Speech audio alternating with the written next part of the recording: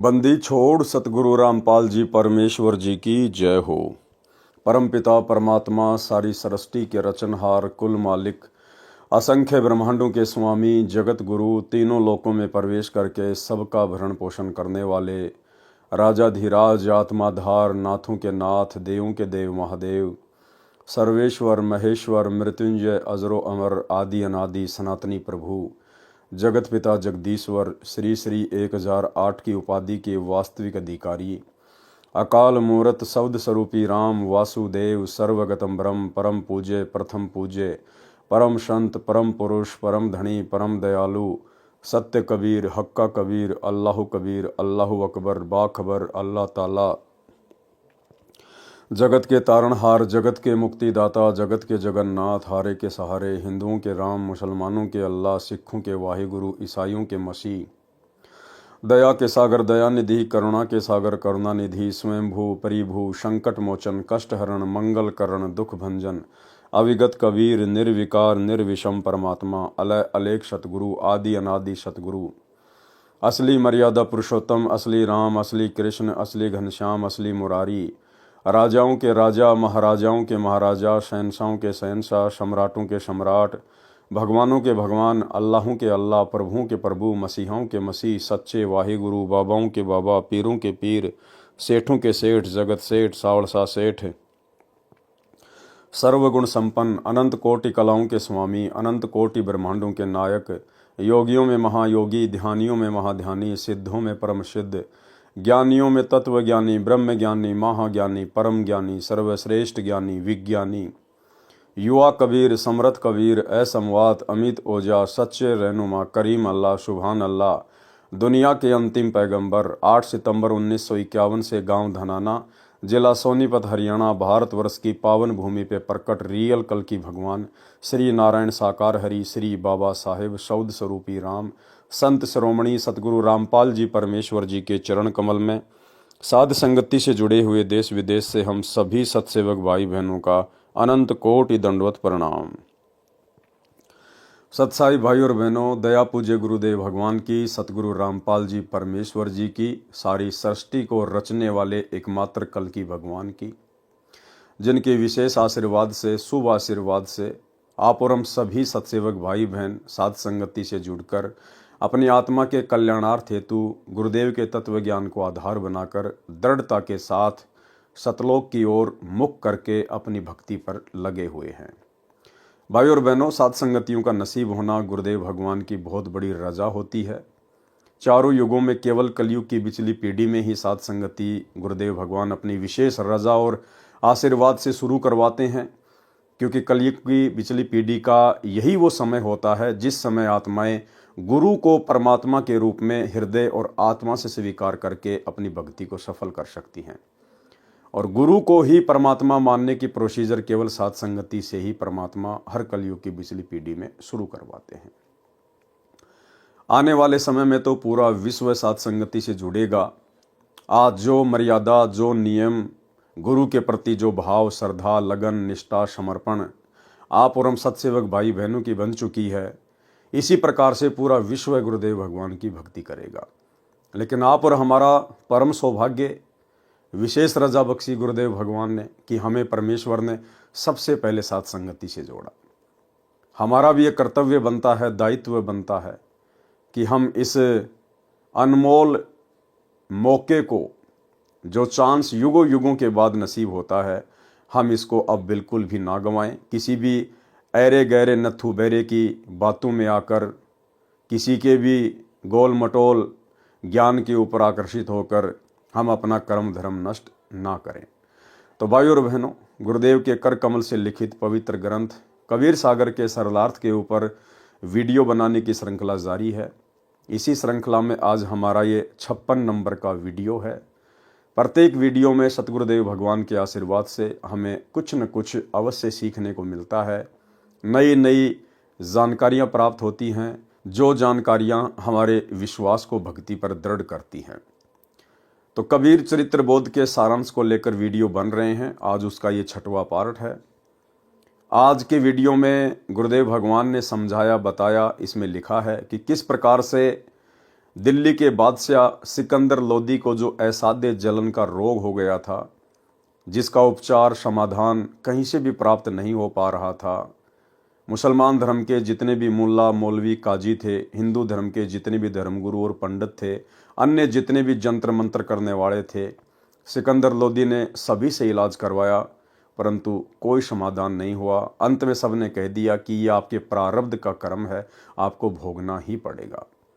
फिर कैसे गुरुदेव भगवान ने विशेष परिस्थितियां बनाई, राजा सिकंदर लोदी को अधीन किया, नम्र किया, और उसके बाद आशीर्वाद मात्र से उनका असाध्य जलन का रोग ठीक कर दिया। तो आगे का विवरण हम पूज्य गुरुदेव जी के कर कमल से लिखे हुए इस पवित्र ग्रंथ से प्राप्त करेंगे। तो आपके सामने है पवित्र ग्रंथ कबीर सागर का सरलार्थ, पेज नंबर है 544।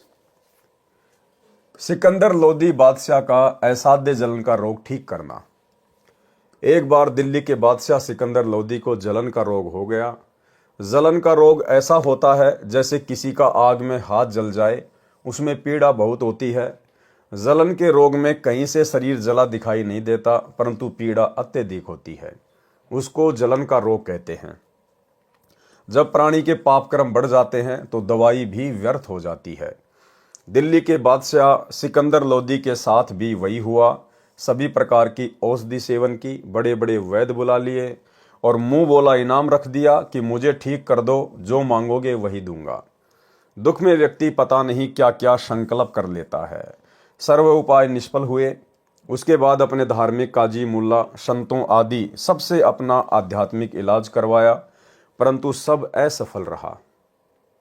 जब हम दुखी हो जाते हैं तो हिंदू और मुसलमान नहीं रहते, फिर तो कहीं पर भी रोग कट जाए वहीं पर चले जाते हैं। वैसे तो हिंदू कहते हैं कि मुसलमान बुरे, और मुसलमान कहते हैं हिंदू बुरे, और बीमारी हो जाए तो फिर हिंदू व मुसलमान नहीं देखते। जब कष्ट आए तब तो कोई बुरा नहीं, बुरा कोई नहीं है। जो मुसलमान बुरे हैं वे बुरे हैं, और जो हिंदू बुरे हैं वे बुरे भी हैं, और दोनों में अच्छे भी हैं। हर मजहब में अच्छे और बुरे व्यक्ति होते हैं, लेकिन हम जीव हैं, हमारी कोई जाति व्यवस्था नहीं है। हमारी जीव जाति है, हमारा धर्म मानव है, परमात्मा को पाना है। हिंदू वैद्य तथा आध्यात्मिक संत भी बुलाए, स्वयं भी उनसे जाकर मिला और सबसे आशीर्वाद व जंतर मंत्र करवाए, परंतु सर्व चेष्टा निष्फल रही। किसी ने बताया कि काशी शहर में एक कबीर नाम का महापुरुष है, यदि वह कृपया कर दे तो आपका दुख निवारण अवश्य हो जाएगा। जब बादशाह सिकंदर लोदी ने सुना कि एक काशी के अंदर महापुरुष रहता है, तो उसको कुछ कुछ याद आया कि वह तो नहीं है जिसने गाय को भी जीवित कर दिया था। हजारों अंगरक्षकों सहित दिल्ली से काशी के लिए चल पड़ा। वीर सिंह बघेला काशी नरेश पहले ही कबीर साहिब की महिमा और ज्ञान सुनकर कबीर साहिब के शिष्य हो चुके थे और पूर्ण रूप से अपने गुरुदेव में आस्था रखते थे। उनको कबीर साहिब की महिमा का ज्ञान था, क्योंकि कबीर परमेश्वर वहां पर बहुत लीलाएं कर चुके थे। जब सिकंदर लोदी बनारस गया तथा वीर सिंह से कहा कि वीर सिंह मैं बहुत दुखी हो गया हूं, अब तो आत्महत्या ही शेष रह गई है। यहाँ पर कोई कबीर नाम का संत है, आप जानते होंगे कि वह कैसा है। इतनी बात सिकंदर बादशाह के मुख से सुनी थी। काशी नरेश वीर सिंह की आंखों में पानी भर आया और कहा कि अब आप ठीक स्थान पर आ गए हैं, अब आपके दुख का अंत हो जाएगा। बादशाह सिकंदर ने पूछा कि ऐसी क्या बात है। वीर सिंह ने कहा कि वह कबीर जी स्वयं परमात्मा आए हुए हैं, परमेश्वर स्वरूप हैं। यदि उनकी दया दृष्टि हो गई तो आपका रोग ठीक हो जाएगा। राजा सिकंदर ने कहा कि जल्दी बुला दो। काशी नरेश वीर सिंह देव बघेल ने विनम्रता से प्रार्थना की कि आपकी आज्ञा शिरोधार्य है, आदेश भिजवा देता हूं, लेकिन ऐसा सुना है कि संतों को बुलाया नहीं करते। यदि वे आ भी गए और रजा नहीं बख्शी तो भी आने का कोई लाभ नहीं। बाकी आपकी इच्छा। सिकंदर ने कहा कि ठीक है, मैं स्वयं ही चलता हूं, इतनी दूर आ गया हूं, वहां पर भी अवश्य चलूंगा। शाम का समय हो गया था। वीर सिंह को पता था कि इस समय साहिब कबीर जी अपने औपचारिक गुरुदेव स्वामी रामानंद जी के आश्रम में ही होते हैं। यह समय परमेश्वर कबीर जी का वहां मिलने का है। वीर देव सिंह बघेल, काशी नरेश तथा सिकंदर लोदी दिल्ली के बादशाह दोनों स्वामी रामानंद जी के आश्रम के सामने खड़े हो गए। वहां जाकर पता चला कि कबीर साहिब अभी नहीं आए हैं, आने ही वाले हैं। वीर सिंह अंदर नहीं गए, बाहर सेवक खड़ा था, उससे ही पूछा। सिकंदर ने कहा कि तब तक आश्रम में विश्राम कर लेते हैं। राजा वीर सिंह ने स्वामी रामानंद जी के द्वारपाल सेवक से कहा कि रामानंद जी से प्रार्थना करो कि दिल्ली के बादशाह सिकंदर लोदी आपके दर्शन भी करना चाहते हैं और साहिब कबीर का इंतजार भी आपके आश्रम में ही करना चाहते हैं। सेवक ने अंदर जाकर रामानंद जी को बताया कि दिल्ली के बादशाह सिकंदर लोदी आए हैं। रामानंद जी मुसलमानों से घृणा करते थे। रामानंद जी ने कहा कि मैं इन मलेच्छों मुसलमानों की शक्ल भी नहीं देखता। ध्यान देना भाई और बहनों, रामानंद जी मुसलमानों से घृणा करते थे। रामानंद जी ने कहा कि मैं इन मलेच्छों मुसलमानों की शक्ल भी नहीं देखता। भाई और बहनों, वैसे तो ये किसी भी भक्ति में उचित नहीं है, और विशेषकर इस कबीर परमेश्वर सतगुरु रामपाल जी की भक्ति में ये जो घृणा शब्द है, राग द्वेष ईर्ष्या मनमुटाव जलन, ये बिल्कुल भी न्यायोचित नहीं है।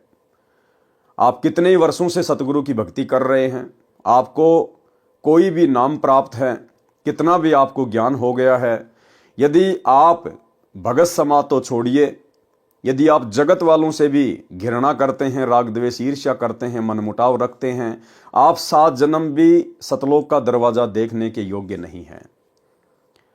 और इस काल के द्वारा उत्पन्न किया गया ये सबसे भयंकर रोग राग द्वेष ईर्ष्या का, घृणा का, ये सतगुरु रामपाल जी परमेश्वर जी के परिवार को बुरी तरह से घेर के बैठा है।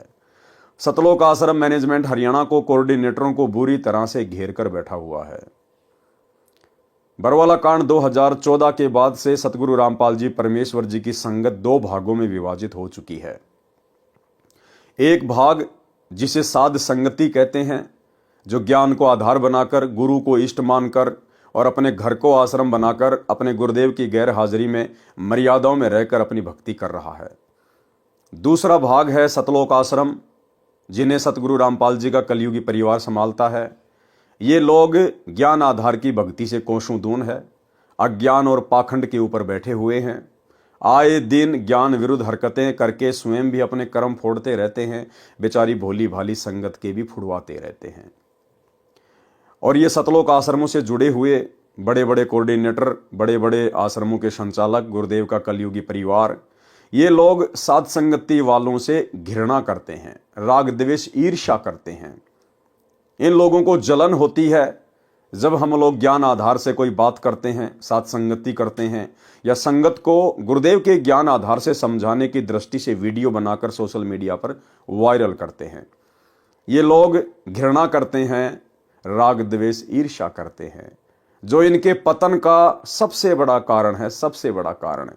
ये काल की सूक्ष्म चाल है, इस चाल से ये लोग अपरिचित हैं और दिन प्रतिदिन अपने कर्म फोड़ने की दिशा में आगे बढ़ रहे हैं।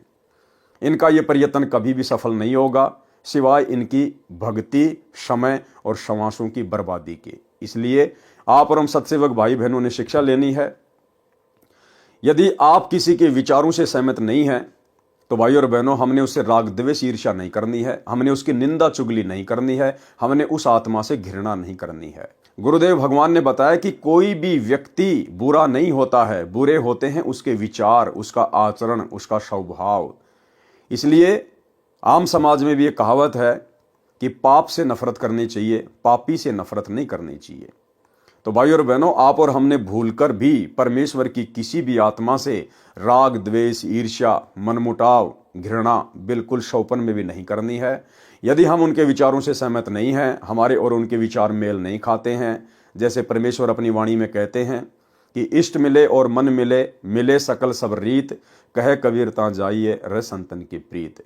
यदि आपके किसी से विचार मेल नहीं खाते हैं, आप खुशी खुशी उनसे दूरी बनाना शुरू कर दीजिएगा, लेकिन मनमुटाव, राग द्वेष ईर्ष्या और घृणा इस परमेश्वर की मोक्ष वाली भक्ति में कहीं भी जायज नहीं है। यदि आपने ऐसा किया, अंत में सिवाय धोखे के आपको कुछ भी हाथ नहीं लगेगा।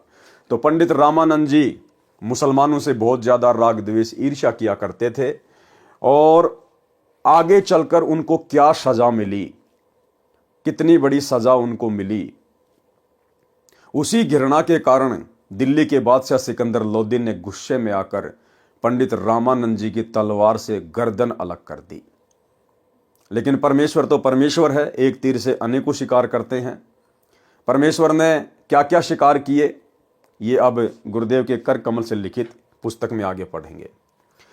रामानंद जी मुसलमानों से घृणा करते थे। रामानंद जी ने कहा कि मैं इन मलेच्छों मुसलमानों की शक्ल भी नहीं देखता, कह दो कि बाहर बैठ जाएगा। जब सिकंदर लोदी ने यह सुना तो क्रोध में भरकर, क्योंकि राजा में अहंकार बहुत होता है और वह दिल्ली का बादशाह, कहा कि यह 2 कौड़ी का महात्मा दिल्ली के बादशाह का अनादर कर सकता है तो साधारण मुसलमान के साथ यह कैसा व्यवहार करता होगा, इसको मजा चखा दूं। रामानंद जी अलग आसन पर बैठे थे।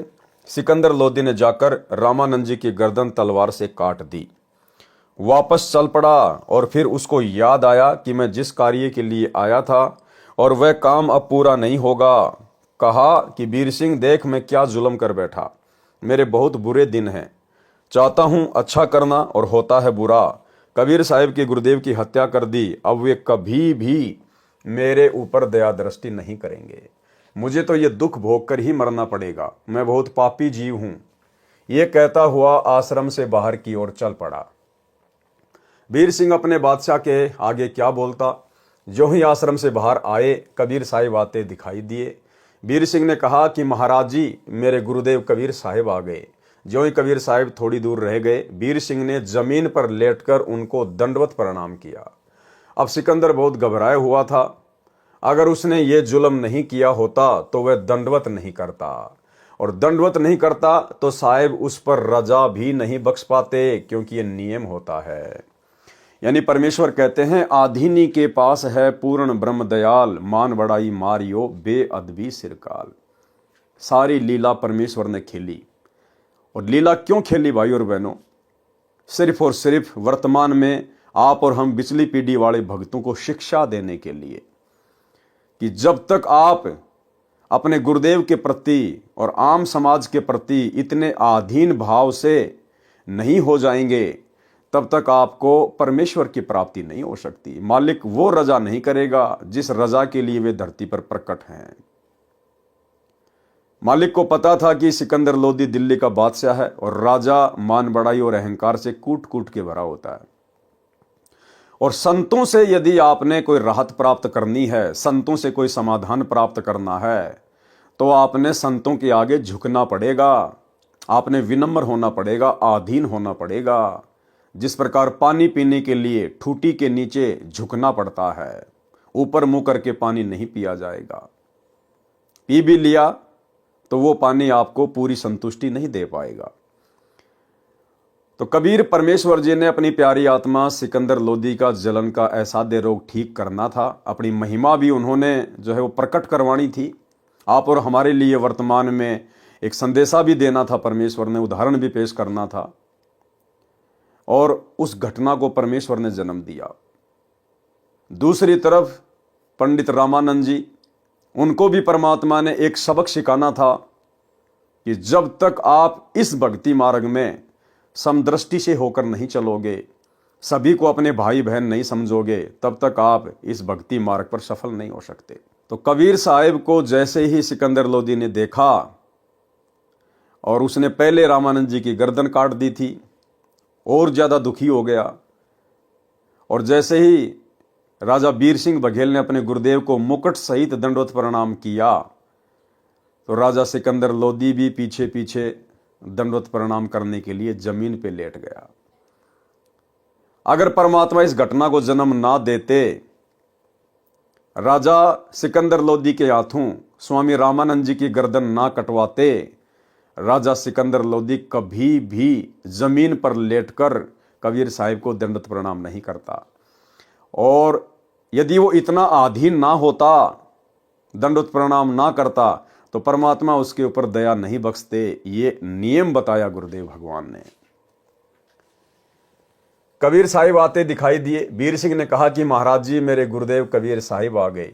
जो ही कबीर साहिब थोड़ी दूर रह गए, वीर सिंह ने जमीन पर लेटकर उनको दंडवत प्रणाम किया।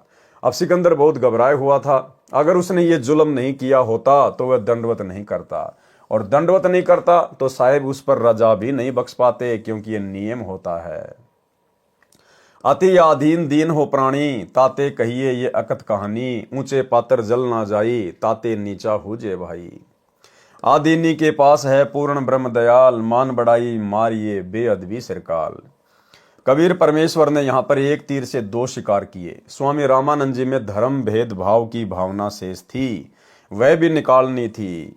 और भाई और बहनों, वर्तमान में 650 साल के बाद भी ये धर्म भेद भावना सतलोक आश्रम मैनेजमेंट हरियाणा में कूट कूट के भरी है। ये लोग ज्ञान गंगा पुस्तक का प्रचार करते हैं, लेकिन इन्होंने ज्ञान गंगा पुस्तक का एक पेज भी ढंग से अगर पढ़ लिया होता, समझ लिया होता, तो इनका खुद का उद्धार हो जाता। अभी कुछ ही दिन पहले जब बांग्लादेश में तख्ता पलट हुआ, वहाँ के मुसलमानों ने हिंदुओं के ऊपर अत्याचार करने शुरू किए, जैसा कि न्यूज़ वगैरह आ रही हैं। हमारे देश के जो हिंदू भाई हैं, जिनको आध्यात्मिक ज्ञान नहीं है, तत्व ज्ञान नहीं है, धर्म और जाति मजहबों की जंजीरों में जकड़े हुए हैं काल प्रेरणा से, तो यहाँ के विश्व हिंदू परिषद और बजरंग दल वालों ने मध्य प्रदेश में और अन्य जगह पर रैलियां निकाली, धरने निकाले, सभाएं की, विरोध प्रदर्शन किया। और इस विरोध प्रदर्शन में जबरदस्ती बिरानी आग में सतलोक आश्रम मैनेजमेंट हरियाणा भी कूद पड़ा। देवास और मंदसौर के आसपास के भक्तों को मुसलमानों के विरोध में बजरंग दल वालों के साथ में बैठा दिया गया, वहां के कोऑर्डिनेटरों के द्वारा। अरे भैया, हम तो परमेश्वर के बच्चे हैं। अरे आप और हमारा धर्म ना हिंदू है, ना मुसलमान, ना सिख, ना ईसाई। हम पैदा जरूर हिंदू मुस्लिम सिख ईसाई धर्मों में हुए हैं, लेकिन आज हमें असली धर्म की परिभाषा का ज्ञान हो गया। आज हम असली मानव धर्म से जुड़ चुके हैं।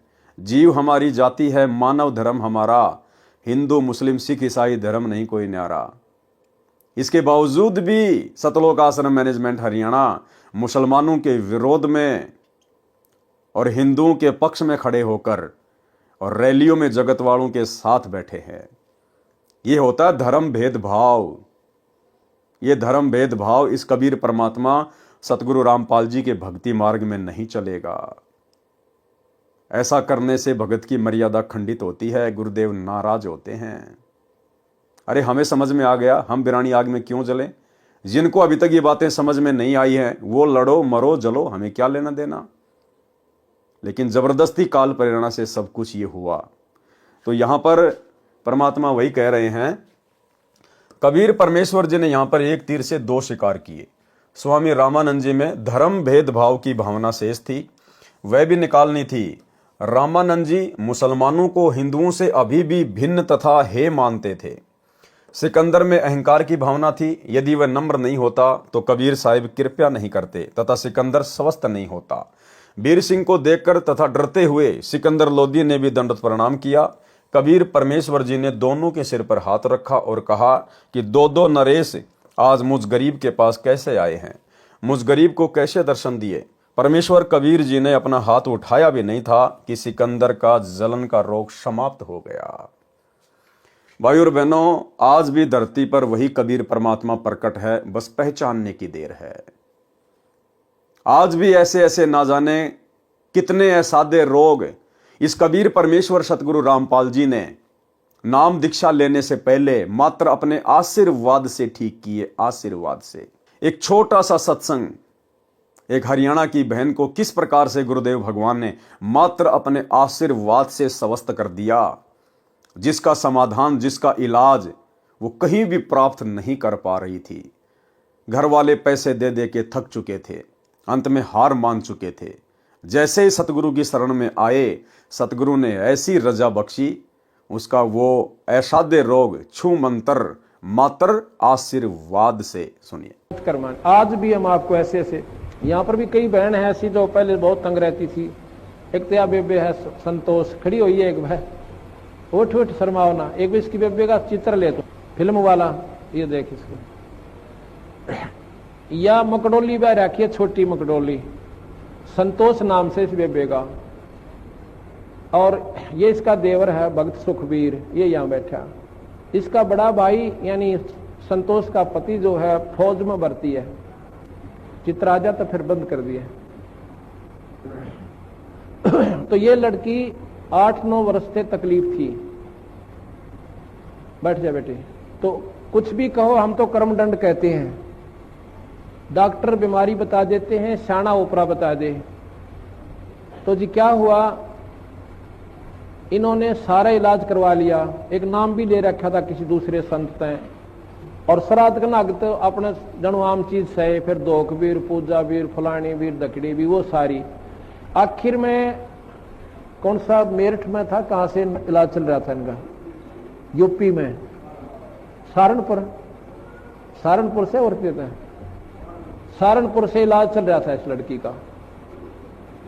तो इसकी सुखबीर की बहन रामरती नाम साड़ जी शीतल नगर में ब्याह रखी, और वह रामरती एक दिन इस बहन श्यावत्री है शीतल नगर में, या हमारी बहन सेविका, इसके पास आ गई। कोई वो लेखा जोखा करते हैं, अंडा कर सरकारी उनकी ड्यूटी लग जाती है।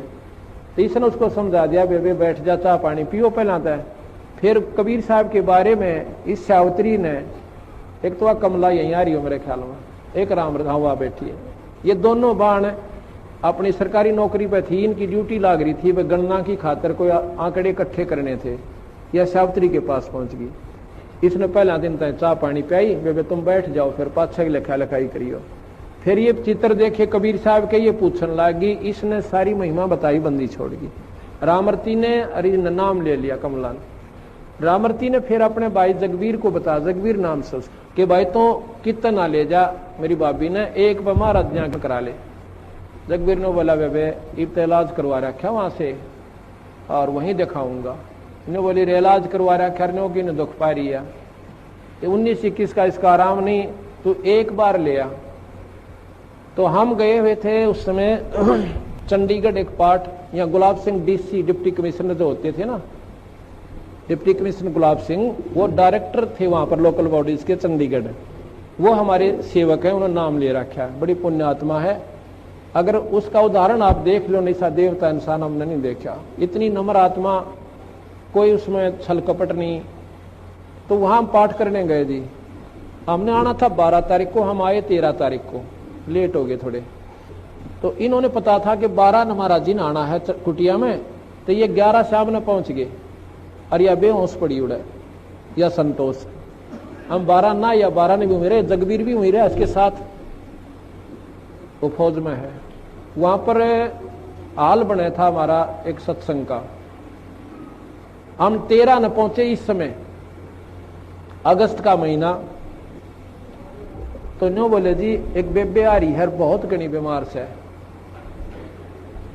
बाबा बीमार का के मतलब, हमारे दौरान को डॉक्टर ना वैद नहीं, ये बीमार है, बीमार आने लागे, कुछ अच्छे ढंग का नाम लेने आता नहीं। अपने मन में संकल्प कर रहा मैं। इतने में इसको कुटिया में ठाक है, वो जगबीर एक दिन और पकड़ के मेरे पास ले आया, और मैं बाहर बैठा था, ऐसे छां आई हुई थी शाम के समय हाल के अंदर। इनको जब पकड़ के वो ले आए, आप विचार कीजिए, सतकर मानिए, जो ही मेरे पास लाके या संतोष बिठाई और जगबीर को पूछना ये बात इसके पति से, न्यू अर्जू सिर जोड़ रखा, इसकी हालत न्यू नाड़ टेढ़ी हो रही छोरी की। खाट के पास बिठाई, जैसे हम स्वाभाविक वैसे हाथ रखते हैं, बेबे ठीक हो जाएगी बेटी, माड़ा मन ना करे, सब करेंगे, बंदी छोड़। मैंने ऐसे हाथ ऊपर से हटाया भी नहीं था, इतना में यह लड़की न्यू बैठ गई कि जानू इसका कुछ भी कोई ना। बोल सतगुरुदेव, बंदी छोड़ कबीर साहेब। वो बोला जा बेटी सेवा करवा। वहां पर सेवा चल रही थी, सेवक थे, मिस्त्री थे, उनकी रोटी बनानी थी। छोरी ने डट कर रोटी बनवाई, सारा काम करवाया। अगले दिन सारा काम करवाया।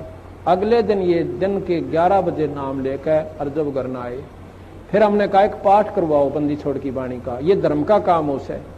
तो जिस दिन ये पाठ प्रकाश हुआ इनका, मैं जाता हूं पिछले दिन, जिस दिन पाठ प्रकाश हुआ इसका फिर गड़बड़ होगी एक बवाई, और या दर्द पड़ी और गिर के आप बोला। मैं गया जो बताई ना सुखबीर नरेंद्र की मार ने, और सारे पड़ोसी उड़ोसी वो सारी इकट्ठी होगी।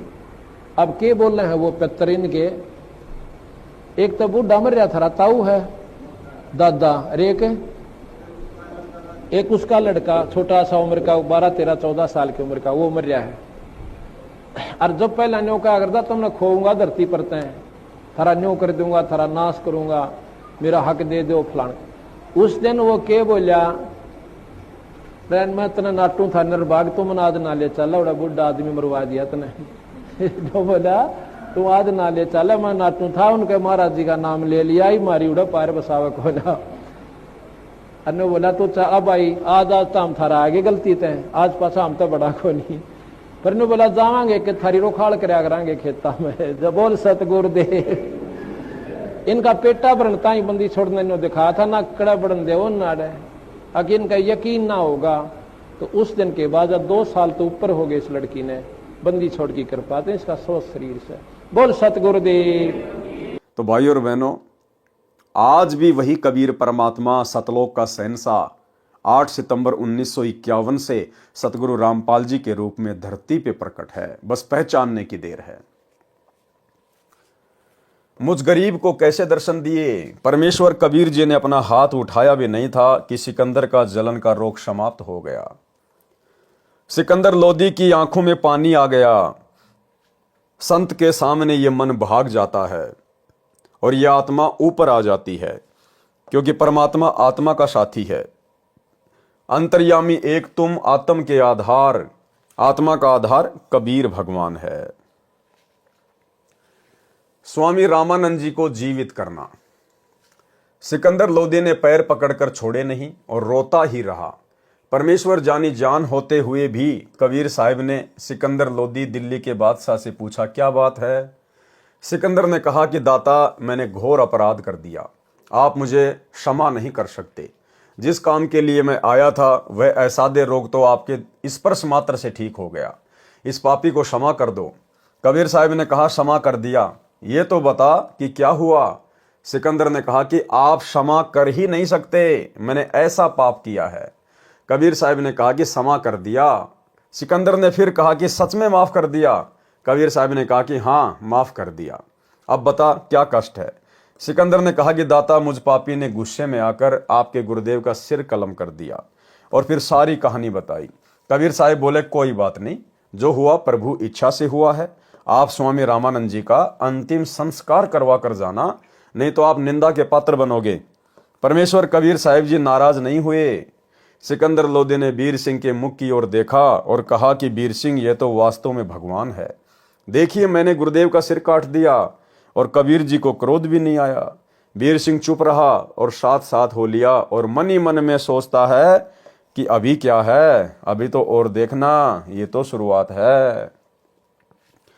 कबीर परमेश्वर जी द्वारा शिष्यों की परीक्षा लेना, यानी 650 साल पहले परमेश्वर के 64 लाख शिष्य हो गए थे, और 64 के 64 लाख शिष्य केवल चमत्कारों को देखकर अद्वितीय आध्यात्मिक लाभ प्राप्त करके, ना कि ज्ञान को आधार बनाकर जुड़े हुए थे। और जो व्यक्ति भक्ति मार्ग पर ज्ञान को आधार बना के नहीं जुड़ता है, भक्ति नहीं करता है, वो अवश्य गलती करता है, क्योंकि ये भक्ति मार्ग है, ये ज्ञान मार्ग है। तो 64 के 64 लाख शिष्य परमेश्वर की एक परीक्षा में फेल हो गए। क्या थी वो परीक्षा? देखिए, कबीर परमेश्वर जी द्वारा शिष्यों की परीक्षा लेना। बंदी छोड़ कबीर परमेश्वर जी द्वारा अनेकों अनहोनी लीला करने से प्रभावित होकर 64 लाख शिष्य बने थे। परमेश्वर तो भूत भविष्य तथा वर्तमान की जानते हैं। उनको पता था कि ये सब चमत्कार देखकर तथा इनको मेरे आशीर्वाद से हुए भौतिक लाभों के कारण मेरी जय जयकार कर रहे हैं। इनको मुझ पर विश्वास नहीं है कि मैं परमात्मा हूँ, परंतु देखा देखी कहते अवश्य हैं कि कबीर साहिब जी हमारे सदगुरु जी तो स्वयं परमात्मा आए हैं, अपने लाभ भी बताते हैं। कबीर गुरु मानुष कर जानते, ते नर कहिए अंध, ओवें दुखी संसार में आगे यम के फंद। कबीर गुरु को मानुष जो गिने और चरणामृत को पान, ते नर नरक में जाएंगे युग युग बने समान। भाई और बहनों, आदरणीय गरीबदास जी महाराज जी ने ये वाणियां खाली टाइम पास के लिए नहीं लिखी हैं, मनोरंजन के लिए नहीं लिखी हैं। आदरणीय गरीबदास जी आप और हम पिछली पीढ़ी वाले भक्तों को आगाह करना चाहते हैं कि नालायकों, पिछली पीढ़ी में जब वो 5505 वाला समय आएगा, उस समय मेरा सतगुरु कबीर परमात्मा जो मुझे छुड़ानी के खेतों में आके मिला था जिंदा बाबा के रूप में, वही मेरा सतगुरु आगे चलकर दिल्ली मंडल में आएगा। सतगुरु दिल्ली मंडल आईसी, सूती धरनी सुम जगाईसी। तो आज दिल्ली मंडल में कौन आए हैं? सतगुरु रामपाल जी। तो सतगुरु रामपाल जी कौन हुए? गरीबदास जी के सतगुरु। और गरीबदास जी के सतगुरु कौन थे? खुद कबीर भगवान। तो कौन हुए सतगुरु रामपाल जी? खुद कबीर परमात्मा। क्योंकि गरीबदास जी ने अपने सतगुरु के विषय में अपने सदग्रंथ साहिब में असुर निकंदन रमैणी में लिखा है, जो हम रोज पाठ करते हैं दोपहर को, कि सतगुरु दिल्ली मंडल आईसी और सूती धरनी सुम जगाईसी। कि सतगुरु दिल्ली मंडल में आईसी यानी आएगा, और सूती धरनी सुम जगाईसी यानी आध्यात्मिक अज्ञानता में जो लोग सोए हुए हैं, जो दान धर्म नहीं करते, कंजूस हो चुके हैं, उनको आके जगाएगा। तो सतगुरु कौन हुए? गरीबदास जी के सतगुरु स्वयं कबीर परमात्मा आज सतगुरु रामपाल जी के रूप में धरती पे प्रकट हैं। आप और हम इनको पहचानने में देरी ना करें। इसलिए गरीबदास जी ने अपनी वाणी में कहा कि गुरु मानुष कर जानते वो नर कहिए अंध, और वह दुखी संसार में आ गए यम की फंद। यदि आप मेरे सतगुरु को, जो कि तुम्हें भी अपनी शरण में लेगा पिछली पीढ़ी में, अगर आपने उनको एक मानुष मान लिया, माँ के गर्भ से जन्म लेकर आया हुआ गांव धनाने का रामपाल जाट मान लिया, तो गरीबदास जी कहते हैं तुम तो अंधे की श्रेणी में गिना जाओगे। वे नर कहिए अंध, और ओवें दुखी संसार में आ गए यम के फांद। क्योंकि गुरु को मानुष मानने वाला मोक्ष प्राप्त नहीं कर सकता। मोक्ष प्राप्त नहीं करेगा तो यही 84 लाख योनियों में रह जाएगा, जन्म और मरण में रह जाएगा, तो दुख ही दुख उठाएगा। भाई और बहनों, मौका है आज अपने गुरुदेव को परमेश्वर मानकर इस काल के असंख्य कष्टों से छुटकारा प्राप्त करने का। अन्यथा ये गोल्डन चांस फिर हमें ना जाने कब मिलेगा। मिले तो मिले, ना तो ना मिले, क्योंकि ये परमात्मा हर बार मौका नहीं देता है। और भी असंख्यों आत्माएं हैं परमेश्वर ने जिनको भी अपनी शरण में लेना होता है, भक्ति की कलम चढ़ानी होती है। आज सहज में परमात्मा हमें मिल गया, आज हमें सहज में मोक्ष मिलने जा रहा है। आवश्यकता है तो ज्ञान को आधार बनाकर और गुरु को परमात्मा मानकर भक्ति करने की। ये गलती भाई और बहनों आज हम बिल्कुल भी ना करें। दूसरा, आदरणीय गरीबदास जी कह रहे हैं कि गुरु को मानुष जो गिने और कर चरणा अमृत को पान, ते नर नरक में जाएंगे जन्म जन्म बने समान। यानी आपने उस तत्वदर्शी संत को गुरु भी धारण कर लिया, और यदि आप लोगों की देखा देखी रोजाना उनका चरणामृत भी ले रहे हो और गुरु को मान रहे हो मानुष, मां के गर्भ से जन्म लिया हुआ, तो भी आप पार नहीं हो सकते। और पार नहीं होगे तो 84 लाख योनियों में जाओगे, जन्म जन्म बने समान, यानी कुत्ते की योनि प्राप्त करोगे। कितनी बड़ी बात कह दी गरीबदास जी ने कि उस तत्वदर्शी संत की शरण में आने के बाद भी अगर उनको परमात्मा नहीं माना और एक मानुष मानकर चरणामृत पीते रहे तो कुत्ते की योनि प्राप्त होगी, जन्म जन्म बने समान। और आज सात संगत से जुड़े हुए सत्सेवक भाई बहनों को छोड़कर सतलोक आश्रमों से जुड़ी हुई 90% संगत सतगुरु रामपाल जी को मानुष मानकर ही चरणामृत लेती है। और चरणामृत भी कभी कभार याद आ गया तो खांसी जुकाम हो गया तो ना उनको चरणामृत लेने की विधि का पता, क्योंकि ये लोग 8 सितंबर को अपने गुरुजी का जन्मदिन मनाते हैं इन आश्रमों में। ये लोग अपने गुरुजी को इंद्रोमाई के पेट से जन्म लिया हुआ मानते हैं। इसीलिए तो गरीबदास जी ने कहा था कि गुरु मानुष कर जानते वो नर कहिए अंध। मानुष कौन होता है? जो मां के गर्भ से जन्म लेके आता है। तो ये आध्यात्मिक क्षेत्र में बहुत बड़ी गलती, सबसे बड़ी गलती की जा रही है काल प्रेरणा से सतलोक आश्रम मैनेजमेंट हरियाणा के द्वारा। एक छोटा सा सत्संग जिसमें गुरुदेव ने स्पष्ट कर दिया गरीबदास जी की इसी वाणी को आधार बनाकर कि गुरु को मानुष जो गिने कर चरना अमृत को पान, ते नर नरक में जाएंगे जन्म जन्म बने समान। और गुरुदेव फिर लास्ट में कह रहे हैं कि चरणामृत अवश्य ले, लेकिन गुरु को परमात्मा मानकर, तब ये चरणामृत काम करेगा। सुनिए सत्संग। कबीर गुरु को मानुष जोगने और चरणामृत को पाने, ते नर नरक जावेंगे, हे जन्म जन्म होए समान। जो क्या बताते हैं, गुरु को मानुष मानते हैं और चरणामृत भी देखम देखा, चरणामृत भी गुरु जी के चरणों का जल उसको भी पी रहे हैं और ऊपर से एक मनुष्य मान रहे हैं। कहते उससे भी वो भी फिर 84 लाख योनियों का अधिकारी है, उसकी भक्ति चले नहीं। गुरु को मानुष जोगन और चरणामृत को पान, ते नर नरक में जावेंगे, फिर जन्म जन्म होए समान। चरणामृत ले, लेकिन भगवान समझ के ले। मान लो मूलधन 100 रुपये, पुण्यात्माओं एजुकेशन का अब आपको लाभ होगा। तो भाई और बहनों, सौभाग्य आप और हमारा जो गुरुदेव ने हमें साथ संगति से जोड़कर, इस यथार्थ 13वें पंथ से जोड़कर आप और हमें पहले ही हर बातों से परिचित करवा दिया।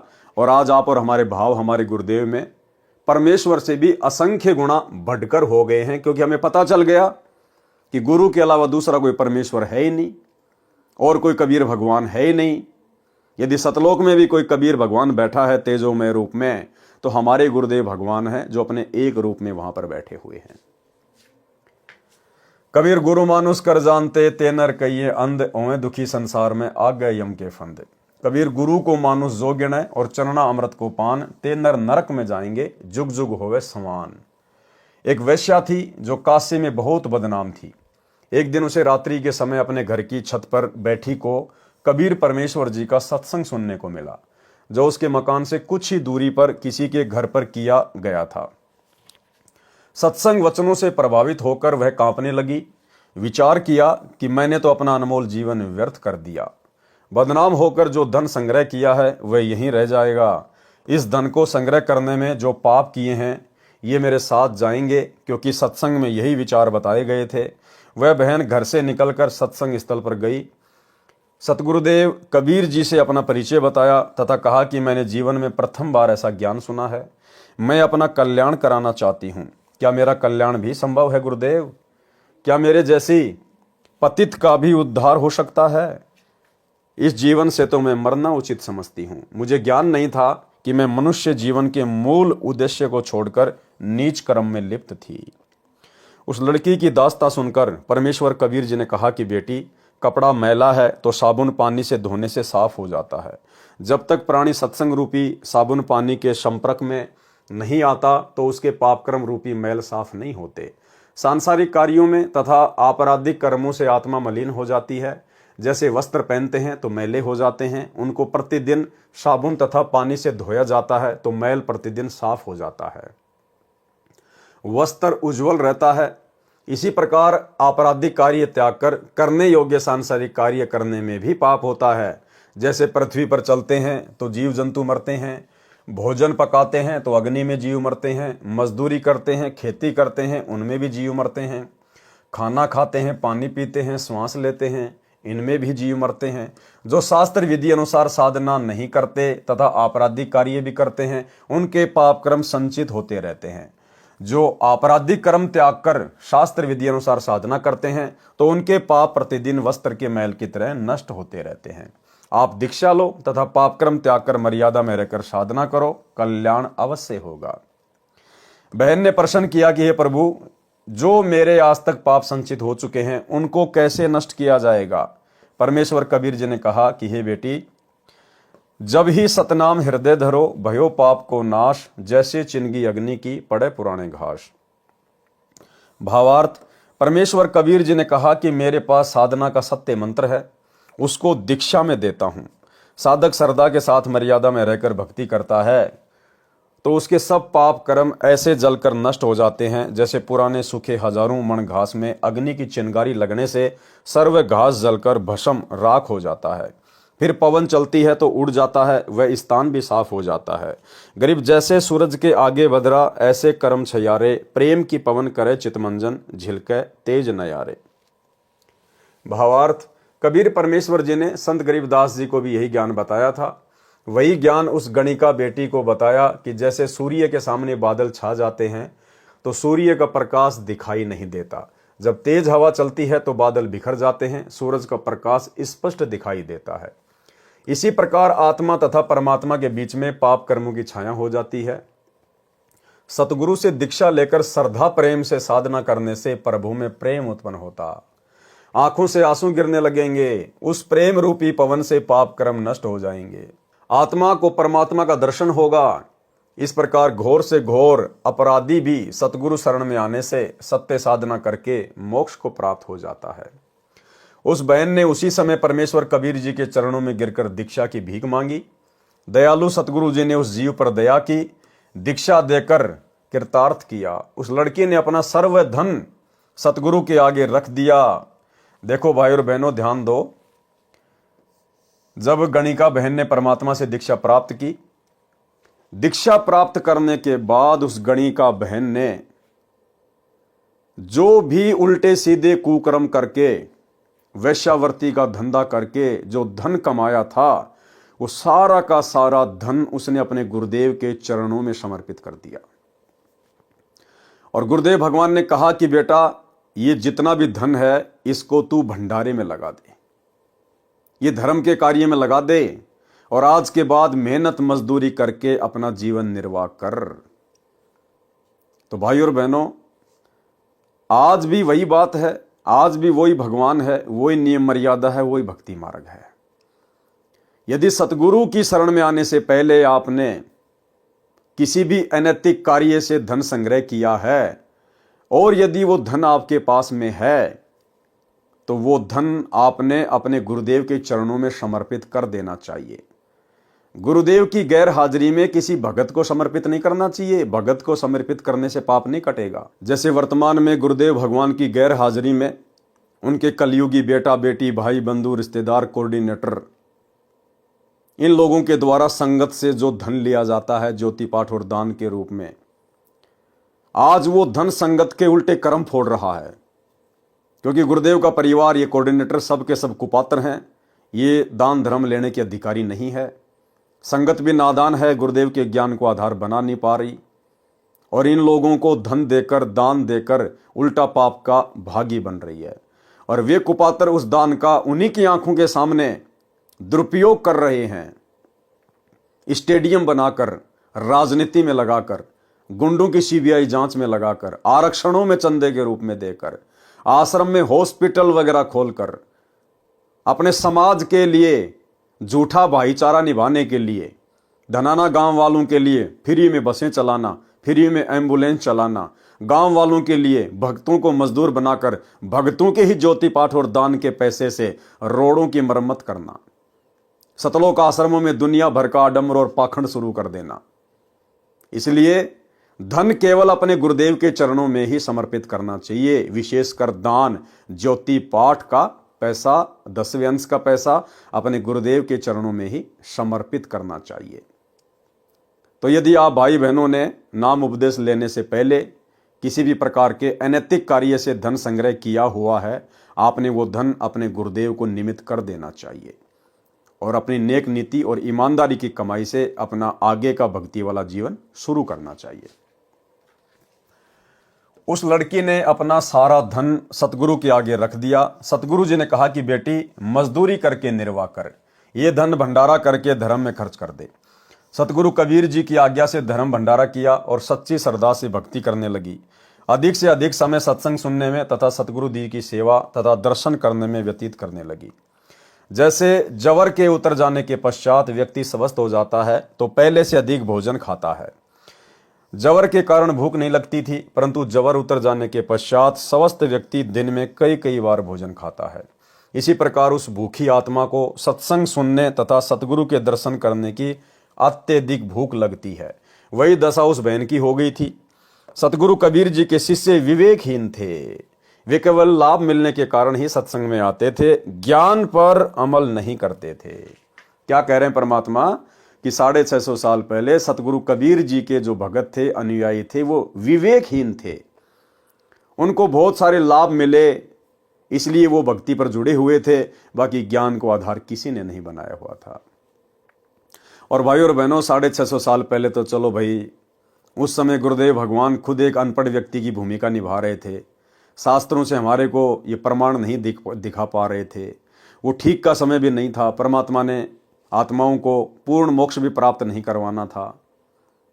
ये वर्तमान का समय गुरुदेव ने निश्चित किया हुआ था। इसलिए उस समय तो आत्माएं विवेकहीन हो सकती थी, लेकिन वर्तमान में गुरुदेव भगवान ने, उसी कबीर परमात्मा ने भला पिछले 30 वर्षों से क्या कमी छोड़ दी। कौन से धर्म का कौन सा धर्म ग्रंथ नहीं दिखाया। अपने परमेश्वर होने के विषय में, पूर्ण संत होने के विषय में क्या क्या प्रमाण नहीं दिखाए, क्या क्या सुख नहीं दिए जो परमेश्वर देता है। उसके बाद भी 90% संगत जो सतलोक आश्रमों से जुड़ी हुई है, 650 साल पहले से भी कहीं ज्यादा विवेकहीन है, बुद्धिहीन है। आज 2014 गुरुदेव के जेल जाने के बाद इस संगत ने ना जाने कितने पाखंड, कितने आडंबर, कितने भक्ति विरुद्ध कुकर्मों में जानबूझकर काल प्रेरणा से अपना पैर फंसा रखा है। इनके कुकर्म दास आपको हर बार गिनाता रहता है। भाई और बहनों, आप और हमारा सौभाग्य जो गुरुदेव ने आप और हमारे ऊपर ज्ञान की दया बख्शी। आप और हम भाई बहन गुरुदेव के जेल जाने के बाद इस परीक्षा के समय में सतलोक आश्रम मैनेजमेंट हरियाणा अर्थात काल एजेंटों के झांसे में नहीं आए और गुरु को अपना इष्ट मानकर, घर को ही आश्रम बनाकर और ज्ञान को आधार बनाकर अपनी भक्ति सफल करने में लगे हुए हैं। सतगुरु कबीर जी के शिष्य विवेकहीन थे। वे केवल लाभ मिलने के कारण ही सत्संग में आते थे, ज्ञान पर अमल नहीं करते थे।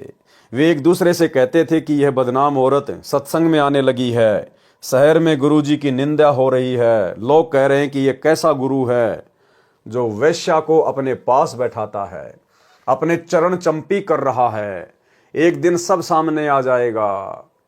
कबीर के मन में दोष आ गया है। संगत वाले उस लड़की को धमकाने लगे कि तू सत्संग में मत आया कर, तेरे कारण गुरुजी बदनाम हो रहे हैं। यह वचन सुनकर वह बहन जोर जोर से रोने लगी। बात सतगुरु कबीर जी तक पहुंची। कारण पूछा तो लड़की ने बताया कि हे प्रभु, मैं कहां जाऊं, मेरा क्या होगा। बताया कि कुछ भाई बहन सत्संगी ऐसे ऐसे कह रहे हैं। कबीर जी ने कहा कि बेटी, आप सत्संग में आना बंद ना करना, कहने वालों को कहने दे। कबीर जी सत्संग वचनों के द्वारा उन मूर्ख शिष्यों को समझाते थे, परंतु वे ज्ञान को महत्व नहीं देते थे, अपनी बुद्धि से ही काम ले रहे थे। परमेश्वर कबीर जी सत्संग में बताते थे कि कुष्ठी होवे संत बंदगी कीजिए, हो वैश्या के विश्वास चरण चित दीजिए। भाई और बहनों, कबीर परमात्मा तो अंतर्यामी हैं। उनको तो पता था कि कौन कौन वो भगत हैं, आश्रम कमेटी के कौन कौन वो लोग हैं जो इस बेटी को इस प्रकार से व्यंग कसते हैं, इसको सत्संग में आने से मना करते हैं, धमकाते हैं। लेकिन ये परमात्मा किसी को भी पर्सनल, व्यक्तिगत तौर पर शिक्षा नहीं देता है। जो पूर्ण संत होता है वो सार्वजनिक तौर पर सत्संगों के माध्यम से ही समझाने का प्रयास करता है।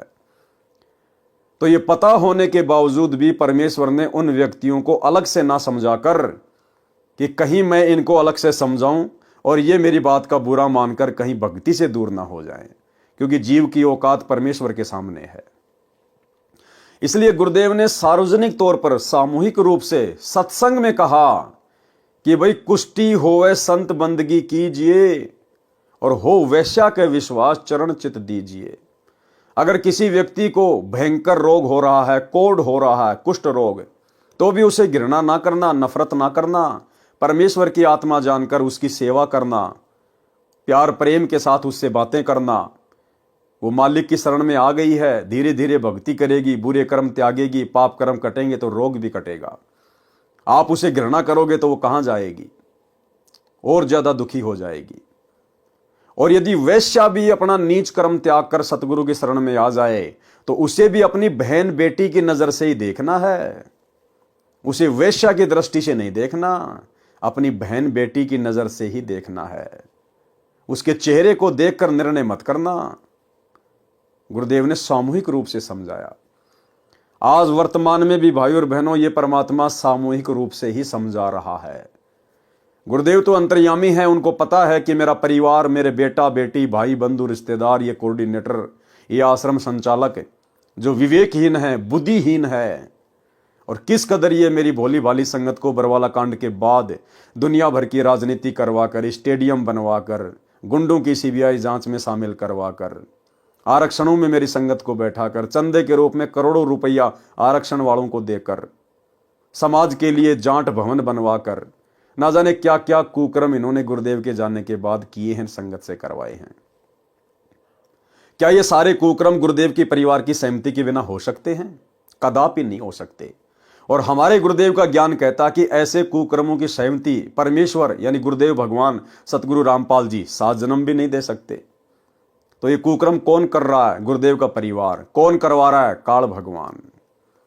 इसके बावजूद भी गुरुदेव किसी का पर्सनल नाम नहीं लेते और हिसार जेल से आने वाले विशेष संदेशों में गुरुदेव सामूहिक तौर पर समझाते हैं। और गुरुदेव ने क्या कहा विशेष संदेश में? सतलोक आश्रम मैनेजमेंट हरियाणा के विषय में, आश्रम से जुड़े हुए कोऑर्डिनेटरों के विषय में। भाई और बहनों, यदि जरा भी आपके अंदर बुद्धि होगी, आप इन आश्रमों को ठोकर मारकर, ज्ञान को आधार बनाकर साथ संगति से जुड़कर भक्ति करना शुरू कर देंगे। और यदि आपकी बुद्धि पे पत्थर पड़े हैं तो बात अलग है। स्पष्ट कर दिया गुरुदेव ने कि अच्छे लोग तो जगत वाले भी ऐसा नहीं करते जैसा तुम भगत कर रहे हो। यानी हिसार जेल में बैठा हुआ परमात्मा सब कुछ देख रहा, वो अंतर्यामी है कि मेरी संगत तो आम जगत वाले लोगों से भी गई गुजरी हो चुकी है। मेरा परिवार तो काल की गोद में बैठा ही बैठा है, लेकिन ये संगत भी मेरे परिवार की गोद में बैठी हुई है, मेरे ज्ञान को बिल्कुल भी आधार नहीं बना रही है। तो गुरुदेव कह रहे हैं कि अच्छे व्यक्ति तो जगत वाले भी ऐसा नहीं करते जैसा तुम भगत कर रहे हो। इसका क्या अर्थ है? इसका अर्थ है कि सतगुरु रामपाल जी ने सतलोक आश्रमों से जुड़ी हुई अपनी संगत को, अपने परिवार को, बेटा बेटी, भाई बंधु, रिश्तेदारों को, कोऑर्डिनेटरों को जगत वाले लोगों से भी गिरा हुआ घोषित कर दिया है। और फिर कोऑर्डिनेटर लोग किस प्रकार से अपनी गुरु बहनों के साथ में अश्लील हरकतें कर रहे हैं, अश्लील गंदे गंदे मैसेज कर रहे हैं। बहुत सारी बातें जो गुरुदेव ने इस 4 मिनट की ऑडियो में स्पष्ट कर दी है कि वर्तमान में इस पृथ्वी पर यदि सतगुरु रामपाल जी परमेश्वर जी का सच्चा मार्ग कहीं चल रहा है तो केवल साध संगति है। अगर ज्ञान को आधार बनाकर बुद्धि विवेक के साथ गुरु को इष्ट मानकर कहीं भक्ति हो रही है तो साध संगतियों में हो रही है। बाकी आश्रम को और आश्रम वालों को गुरुदेव ने बिल्कुल रिजेक्ट कर दिया है। सुनिए 4 मिनट का छोटा सा सत्संग। विचार करना होगा कि हम कौन है, कहां से आए। आपस में खेचातानी रखते हो अभी भी भगत हो गए। अच्छे इंसान तो जगत वाले बिना करते ऐसा जैसे भगत कर रही है। अच्छे इंसान तो जगत वाले बिना करते ऐसा जैसे भगत कर रही है। अच्छे इंसान तो जगत वाले बिना करते ऐसा जैसे भगत कर रही है। किसी को छोटी सी सेवा दे देते, कोऑर्डिनेटर बना दिया, वो ने सोचा मैं खुदा बन गया। और इतना शिक्षा तो बने, मजदूर बनो सीखो, मजदूर। और कई देखा है कि कोऑर्डिनेटर या जिसकी जो भी व्यवस्था लगाई जाती है वो व्यवहार भी ठीक नहीं करते, धमकान लग जाते, फुरकान लग जाते। और कुछ ऐसी भी शिकायतें आई हैं जो बहन बेटियों के साथ गलत मैसेज भी डालते हैं। तो वो दुष्ट लोग ना तो कोऑर्डिनेटर के योग्य है ना वो भगत के योग्य। और कुछ ऐसी भी शिकायतें आई हैं जो बहन बेटियों के साथ गलत मैसेज भी डालते हैं। तो वो दुष्ट लोग ना तो कोऑर्डिनेटर के योग्य है ना वो भगत के योग्य। और कुछ ऐसी भी शिकायतें आई हैं जो बहन बेटियों के साथ गलत मैसेज भी डालते हैं। तो वो दुष्ट लोग ना तो कोऑर्डिनेटर के योग्य है ना वो भगत के योग्य। तो ऐसा तो संगत माई कुसंगत उपजेगी, और ऐसी कुसंगत होगी फिर हम रखेंगे नहीं उसको खेत में। किसान उस कुबाड़ को पाड़ कर खेत तो बाहर फेंक देता है, तो उसको आप मिशन से निकाल दिया जाया करेगा। सुधर जाओ, एक के नहीं सुनी जाया करती, दिशात्मक शिक्षा दी जाती है, अमल कर लो इन पे। कर्म बतेरे फोड़ लिए, इस ज्ञान का असर क्या हुआ? थोड़ा सा सुख होते फिर पक्के एजेंट काल के बन जाते, बकवाद वही करनी, भगवान से दूर हो जाना। थोड़ा सा सुख होते फिर पक्के एजेंट काल के बन जाते, बकवाद वही करनी, भगवान से दूर हो जाना। थोड़ा सा सुख होते फिर पक्के एजेंट काल के बन जाते, बकवाद वही करनी, भगवान से दूर हो जाना। तो भाई और बहनों, समझदार को तो संकेत ही काफी है, बाकी भैंस के आगे कितना बीन बजाओ उनको असर नहीं पड़ने वाला। तो गुरुदेव कहते हैं कुष्टी हो वह संत बंदगी कीजिए, हो वैश्या के विश्वास चरण चित दीजिए। भावार्थ, यदि सत्संग में कोडी भी आता है तो उसको भी करबद्ध प्रणाम करना चाहिए। यदि वैश्या भी सत्संग में विश्वास के साथ आती है तो उसका सत्कार कीजिए। उसके चेहरे पर निगाह ना करके अपनी माता बहन की तरह देखें। सामने देखने की बजाय पैरों की ओर नीची नजर से देखें। ये परमात्मा ने भगत का लक्षण बताया है कि आप जब भी अपनी माता बहनों से बात करो, अपनी गुरु बहनों से बात करो, तो उनकी चेहरे की तरफ ज्यादा एकटक ना देखकर हमने नीची गर्दन करके ही बातचीत करनी चाहिए, चाहे बहन हो चाहे भाई हो। एक नियम है, एक रूल है। इससे काल का जो दृष्टि दोष वाला रोग है वो काफी हद तक भगत को नहीं लग पाएगा, बच जाएगा भगत। इसलिए परमेश्वर कहते हैं जब भी अपनी गुरु बहनों से, माताओं से आप जी बात करो या आम समाज में किसी से भी बात करो तो भगत की जो दृष्टि है वो नीचे की ओर ही होनी चाहिए। ठीक है, कभी कभार बातचीत करते एक आधी बार कुछ एक सेकंड के लिए यदि देखना भी पड़ जाए तो उसमें दोष नहीं है। वैसे नॉर्मली भगत ने नीची गर्दन करके ही माता बहनों से बातचीत करनी चाहिए। एक नियम बताया गुरुदेव ने। यदि वैश्या भी सत्संग में विश्वास के साथ आती है तो उसका भी सत्कार कीजिए। उसके चेहरे पर निगाह ना करके अपनी माता बहन की नजर से देखें। सामने देखने की बजाय पैरों की ओर नीची नजर से देखें। श्रीमद् भगवत गीता में अध्याय 9 श्लोक 30 में कहा है कि यदि अतिशय दुराचारी व्यक्ति भी क्यों ना हो, यदि उसका परमात्मा में विश्वास है और साधना करता है तो उसको साधु महात्मा के समान समझना चाहिए। इस प्रकार परमेश्वर कबीर जी संकेत करके उन दुर्बुद्धि शिष्यों को समझाना चाहते थे, परंतु वे लोकलाज को परमात्मा के वचनों से अधिक तवज्जो महत्व देते थे। ठीक इसी प्रकार भाई और बहनों, अभी आपने जो छोटी सी ऑडियो सुनी गुरुदेव भगवान की, ये लगभग 2 साल पुरानी है, 2 साल पुरानी। लेकिन वर्तमान में सतलोक आश्रम मैनेजमेंट हरियाणा की हालत उससे भी कहीं ज्यादा गई गुजरी हो चुकी है, उससे भी कहीं ज्यादा गई गुजरी। क्योंकि इन्होंने जितने भी बड़े बड़े भक्ति विरुद्ध कांड किए हैं इस ऑडियो के हिसार जेल से आने के बाद ही किए हैं, तो इनकी भी दशा वही हो चुकी है। इनकी भी जो बुद्धि है वो पूरी तरह से खत्म है, बिल्कुल साफ है। ये बिल्कुल भी विवेक से काम नहीं ले सकते हैं। इस प्रकार परमेश्वर कबीर जी संकेत करके उन दुर्बुद्धि शिष्यों को समझाना चाहते थे, परंतु वे लोकलाज को परमात्मा के वचनों से अधिक महत्व देते थे। वे खुलकर तो सतगुरु जी को कह नहीं पाते थे, परंतु उस लड़की को अवश्य वादा करते थे। एक दिन परमेश्वर कबीर जी ने शिष्यों की परीक्षा लेनी चाहिए कि देखूं तो कितने ज्ञान को समझे हैं। यदि इनको विश्वास ही नहीं है तो ये मोक्ष के अधिकारी नहीं है, ये तो मेरे सिर पर व्यर्थ का भार है। गुरुदेव भगवान ने उनकी परीक्षा लेनी चाहिए, और परीक्षा के लिए परमात्मा ने निमित्त किसको बनाया? उसी गणिका बहन को, जिस गणिका बहन से वो संगत वाले नफरत करते थे, घृणा की दृष्टि से देखा करते थे। भाई और बहनों, इस कबीर परमेश्वर के मार्ग में इसी प्रकार की अजीबोगरीब लीलाएं होती हैं। आज वर्तमान में भी जो हमारी परीक्षा का समय चल रहा है 2014 बरवाला कांड के बाद से, गुरुदेव भगवान ने देखा सन 2014 में कि ये टोल इकट्ठा हो गया, टोल भीड़ इकट्ठी हो गई। आ रहे हैं, जा रहे हैं, खा रहे हैं, पी रहे हैं, ज्ञान को आधार कोई बना ही नहीं रहा। गुरु को परमात्मा की दृष्टि से कोई देख ही नहीं रहा, तो फिर ये पार कैसे होंगे? ये तो वही 650 साल पहले वाली गलती हो जाएगी। उस समय भी इन्होंने गुरु रूप में आए हुए परमेश्वर को परमेश्वर नहीं माना, और आज भी ये अपने गुरु को परमात्मा ना मान के एक कागज के टुकड़े को, कबीर जी की समझे जाने वाली दाढ़ी मूछ वाली मुर्दा फोटो को कबीर भगवान मान रहे हैं। भाई गुरुदेव भगवान की तो मजबूरी थी उस फोटो को कबीर जी बता के आप और हमें भक्ति पे लगाना था। अगर गुरु जी अपने विषय में कह दें कि मैं कबीर हूं तो कोई स्वीकार नहीं करता। इसलिए गुरु जी ने सन 1994 से वो दाढ़ी मूछ वाली कबीर जी की फोटो सामने रख के कि ये है कबीर जी, 650 साल पहले ये आए थे, सत्संग करने शुरू किए ताकि हम उनके शरण में आए, ज्ञान को सुने। तो गुरु जी की तो मजबूरी थी, उनके लिए तो जरूरी था यह करना। लेकिन आज 30 साल के बाद आप और हमारी भला क्या मजबूरी रह गई? क्या आज भी हमें यह समझ में नहीं आया कि सतगुरु रामपाल जी कौन है?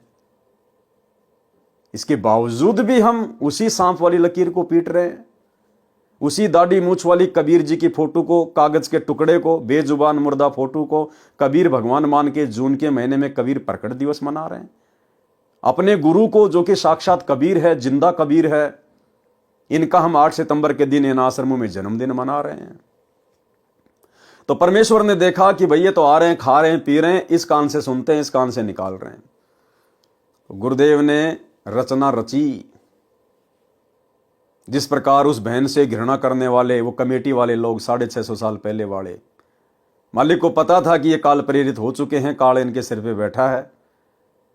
इसी प्रकार से सतलोक आश्रम मैनेजमेंट हरियाणा, गुरुदेव का बेटा बेटी, भाई बंधु रिश्तेदार, इन लोगों ने भी 2010 में एक राष्ट्रीय समाज सेवा समिति नाम का काल प्रेरित संगठन खड़ा कर लिया और अपनी मनमानियां करने लगे। खुल के गुरुदेव के कोई आदेश नहीं मानेंगे। स्पष्ट इन्होंने लिखा हुआ है राष्ट्रीय समाज सेवा समिति के संविधान में, पॉइंट नंबर 12 में, जो मैं आपको पहले दिखा चुका हूं 2 बार। इस राष्ट्रीय समाज सेवा समिति के संविधान में पॉइंट नंबर 12 में लिखा हुआ है कि हम राष्ट्रीय समाज सेवा समिति वाले संत रामपाल जी से किसी भी कार्य में कोई दिशा निर्देश नहीं लेंगे। संत रामपाल जी का काम केवल शास्त्रों का अध्ययन करना, आने वाली संगत के लिए सत्संग करना और उनको नाम दीक्षा देना ही रहेगा। बाकी कार्य हम स्वयं करेंगे। संत रामपाल जी को फ्री किया जाता है। इन्होंने गुरु जी को फ्री कर दिया, गुरु जी को सेवा बांट दी कि गुरु जी का काम तो केवल सत्संग करना और शास्त्रों का पठन पाठन करना ही है, बाकी हम राष्ट्रीय समाज सेवा समिति वाले हम सब संभाल लेंगे। संभाल लिया, करवा दिया बरवाला कांड 2014। तो मालिक ने देखा कि ये मूर्खों का टोल इकट्ठा हो गया, इनमें हैं कितने मेरे भगत हैं। झटका दिया परमात्मा ने। 2014 बरवाला कांड काल प्रेरणा से, उन काल प्रेरित लोगों की मनवश हरकतों के कारण हुआ और परमेश्वर को मौका मिल गया भक्तों की छटनी करने का।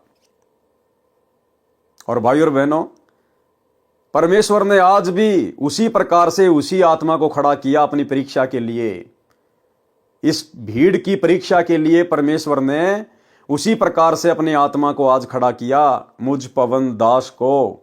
जिस प्रकार 650 साल पहले परमात्मा ने उस गणिका बहन को, जिससे सब लोग नफरत किया करते थे, उसको खड़ा किया परीक्षा के लिए। यह नादान संगत उस समय भी नहीं समझी और यह नादान संगत आज भी नहीं समझ पा रही है। लेकिन यह पिछली पीढ़ी का समय है।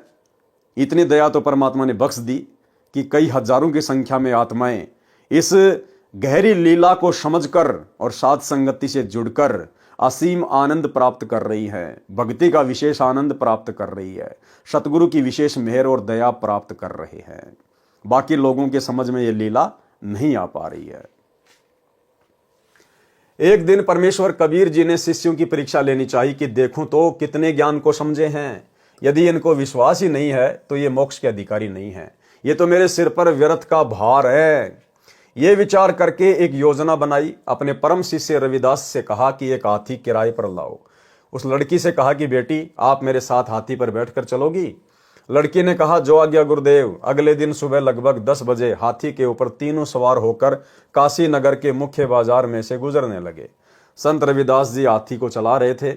लड़की रविदास जी के पीछे, कबीर जी के आगे, यानी दोनों के बीच में बैठी थी। कबीर जी ने एक बोतल में गंगा का पानी भर लिया। उस बोतल को मुख से लगाकर घूंट घूंट कर पी रहे थे। लोगों को लगा कि कबीर जी शराब पी रहे हैं। शराब के नशे में वैश्या को सरेआम बाजार में लिए घूम रहे हैं। काशी के व्यक्ति एक दूसरे को बता रहे हैं कि देखो बड़े बड़े उपदेश दिया करता कबीर जुलाहा, आज इसकी पोल पट्टी खुल गई है। ये लोग सत्संग के बहाने ऐसे कर्म करते हैं। काशी के व्यक्ति कबीर जी के शिष्यों को पकड़ पकड़ लाकर दिखा रहे थे कि देख तुम्हारे परमात्मा के करतूत। शराब पी रहे हैं, वैश्या को लिए हैं, सरेआम घूम रहा है। ये लीला देखकर वे 64 लाख नकली शिष्य कबीर जी को त्याग कर चले गए। पहले वाली साधना करने लगे, लोक लाज में फंसकर गुरु विमुख हो गए। संत गरीबदास जी ने अपने अमृतवाणी में इस प्रकार वर्णन किया है। ठीक इसी प्रकार भाई और बहनों, आज उस समय परमात्मा ने एक बोतल में गंगा जल भर लिया और शराब की तरह घूंट घूंट के पी रहे हैं। और लोगों ने देखो और शराब पी रहा है, शराब पी रहा है। ठीक इसी प्रकार वर्तमान में गुरुदेव भगवान ने मुझ पवन दास को, ये मेरा परम सौभाग्य, ये सौभाग्य तो ब्रह्मा विष्णु महेश 33 करोड़ देवी देवताओं को भी नसीब नहीं है, जो मेरे पूज्य गुरुदेव भगवान ने, मेरे महबूब ने मेरे ऊपर विशेष रजा बख्शी है। गुरुदेव ने इस परीक्षा के लिए मुझ दास को योग्य बनाया और मुझे निमित्त बनाकर खड़ा किया। और गुरुदेव ने मुझे एक उपाधि दे दी, गुरुद्रोही। परमात्मा चेक करना चाहते थे कि संगत की बुद्धि कहां तक काम कर रही है। गुरुदेव ने सैकड़ों बार सत्संगों में जिक्र कर दिया कि गुरुद्रोही क्या होता है, गुरुद्रोही के लक्षण क्या होते हैं, गुरुद्रोही क्या किया करता है, गुरुद्रोही कैसा होता है। और पिछले 10 वर्षों से यह संगत गुरुद्रोही की परिभाषा तक भी नहीं समझ पा रही है। देखा देखी में गुरुजी ने कह दिया गुरुद्रोही, गुरुजी ने कह दिया गुरुद्रोही। अरे भैया, गुरुजी ने तो खाली परीक्षा के लिए कहा है, वो अंदर से नहीं कह रहे। जिस प्रकार 650 साल पहले उस परमात्मा ने उस बोतल में भरे हुए गंगा जल को शराब की तरह पीने की एक्टिंग की, उसी प्रकार ये परमात्मा वर्तमान में एक्टिंग यानी लीला, ये परमात्मा वही लीला कर रहा है। मुझ पवनदास को गुरुद्रोही का तमगा दे दिया, और अपनी तरफ से नहीं दिया, अपने कलयुगी परिवार की झूठी शिकायतों के कारण। क्योंकि बाहर जब सतलोक आश्रम मैनेजमेंट हरियाणा वालों ने, इन कोऑर्डिनेटरों ने गुरुदेव के ज्ञान के विपरीत हरकतें करनी शुरू की, परमात्मा के बच्चों की मर्यादाएं तोड़वानी शुरू की, तो हम सत्सेवकों को गुरुदेव भगवान ने प्रेरणा की। हम लोगों ने संगत को आगाह करने के लिए गुरुदेव के परिवार के काले कारनामे खोलने शुरू कर दिए, इनके अज्ञान को, पाखंड को उजागर करना शुरू कर दिया गुरुदेव के सत्संगों के आधार से। ये लोग विवेकहीन हैं ही, श्रद्धाहीन हैं ही, काल एजेंट हैं। ये इस खेल को समझ नहीं पाए, और इन्होंने देखा कि हमारे धार्मिक धंधे में ये साथ संगत वाले तो रोड़ा बन के खड़े हो गए। इन्होंने शुरू में बहुत प्रयास किए, मारने के, पीटने के, धमकाने के, गालियों के। शुरू में इन्होंने फिर लेटर वगैरह निकाले गुरुदेव के नाम से, फिर ऑडियो वगैरह निकलवाई गुरुदेव को झूठी सीधी बातें कह के, उसके बाद में वीडियो कॉल निकलवाए झूठी सीधी बातें कह के। लेकिन फिर भी साथ संगतियां दिन प्रतिदिन आगे ही बढ़ती जा रही है, आगे ही बढ़ती जा रही है। तो भाई और बहनों, गुरुदेव ने तो कह दिया कि ठीक है भैया, जैसा तुम कह रहे हो कि पवनदास नाम दे रहा है, आश्रम खोल लिया, संगत को तोड़ रहा है, ये कर रहा है, वो कर रहा है, जैसी भी झूठी शिकायतें मेरे बारे में की गई, गुरुदेव ने तो उन झूठी शिकायतों के आधार से मेरे को गुरुद्रोही घोषित कर दिया कि ठीक है भाई, देखो मैं तो जेल में बैठा हूं, मुझे क्या पता बाहर क्या हो रहा है, बाहर तुम हो और वो साथ संगत वाले हैं। और अगर जैसा तुम कह रहे हो कि पवन ऐसा ऐसा कर रहा है, तो ऐसा काम तो भाई गुरुद्रोही कर सकता है। इस बात को गुरुदेव का आदेश बता के इन्होंने संगत में वायरल कर दिया। अब यह है भक्तों की परीक्षा। अब गुरुजी कह देंगे भैया मैं तो जेल में बैठा था, मुझे क्या पता, मेरे को तो जैसा बताया गया मैंने बोल दिया, मैंने तो जो कोऑर्डिनेटरों के बारे में मेरे को बोला गया, मैंने तो ऑडियो में उनके बारे में बोल दिया कि बाढ़ में जाओ ऐसे कोऑर्डिनेटर, वो व्यक्ति ना तो भगत के योग्य ना कोऑर्डिनेटर के योग्य। तो मेरे से तो जैसी तुम प्रार्थना लगाओगे मैं तो वैसा ही जवाब दे दूंगा। लेकिन भैया बाहर वो पवनदास भी है, सोशल मीडिया का जमाना है, वीडियो वो भी बनाता है, और बाहर ये मैनेजमेंट वाले भी हैं। अब संगत ने देखना है भाई कौन गुरुद्रोही है और कौन गुरुमुखी है। ये परीक्षा संगत की है, और यहां नादान संगत मार खा गई।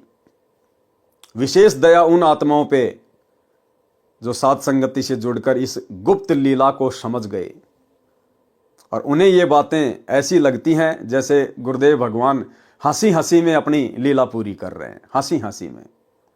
तो भाई और बहनों, आप और हमारा सौभाग्य, बाकी कर्म फोड़ने वाले दिन रात अपने कर्म फोड़ रहे हैं। तो इसी प्रकार 650 साल पहले परमात्मा ने उस बहन को निमित्त बनाया जो पहले गणिका का कार्य किया करती थी, और सारे कुकर्म त्यागने के बाद वो भगत बन गई। उसके बावजूद भी वो भगत उसको भगत नहीं मानते थे, उसको एक भगत की श्रेणी में नहीं लेते थे, उसको वेश्या की दृष्टि से ही देखा करते थे। तो 650 साल पहले वो लोग ये नहीं समझ पाए कि गुरुदेव ने सत्संगों में क्या बताया कि कुष्टी हो वह संत बंदगी कीजिए, और हो वैश्या के विश्वास चरण चित दीजिए। और वर्तमान में ये संगत ये नहीं पहचान पा रही कि गुरुद्रोही के लक्षण क्या होते हैं, गुरुद्रोही की पहचान क्या होती है। बस गुरुजी ने कह दिया, गुरुजी ने कह दिया, गुरुजी कल को कह दे रहे मेरे सर में जूते मारो, ये नालायक तो पटापट लग जाएंगे, पटापट खोपड़ी के बाल उड़ा देंगे गुरुदेव भगवान के, क्योंकि ये तो आदेशों के गुलाम है। इस परीक्षा के समय में आदेशों का गुलाम होके नहीं चलना होता, परीक्षा के समय में ज्ञान को आधार बना के चलना होता है। लेकिन यह नादान संगत नहीं समझ पाई। संत गरीबदास जी ने अपने अमृतवाणी में इस प्रकार वर्णन किया है, फिर गणिका के संग चले सीसी भरी शराब, गरीबदास उस पूरी में जुल्हा भया खराब।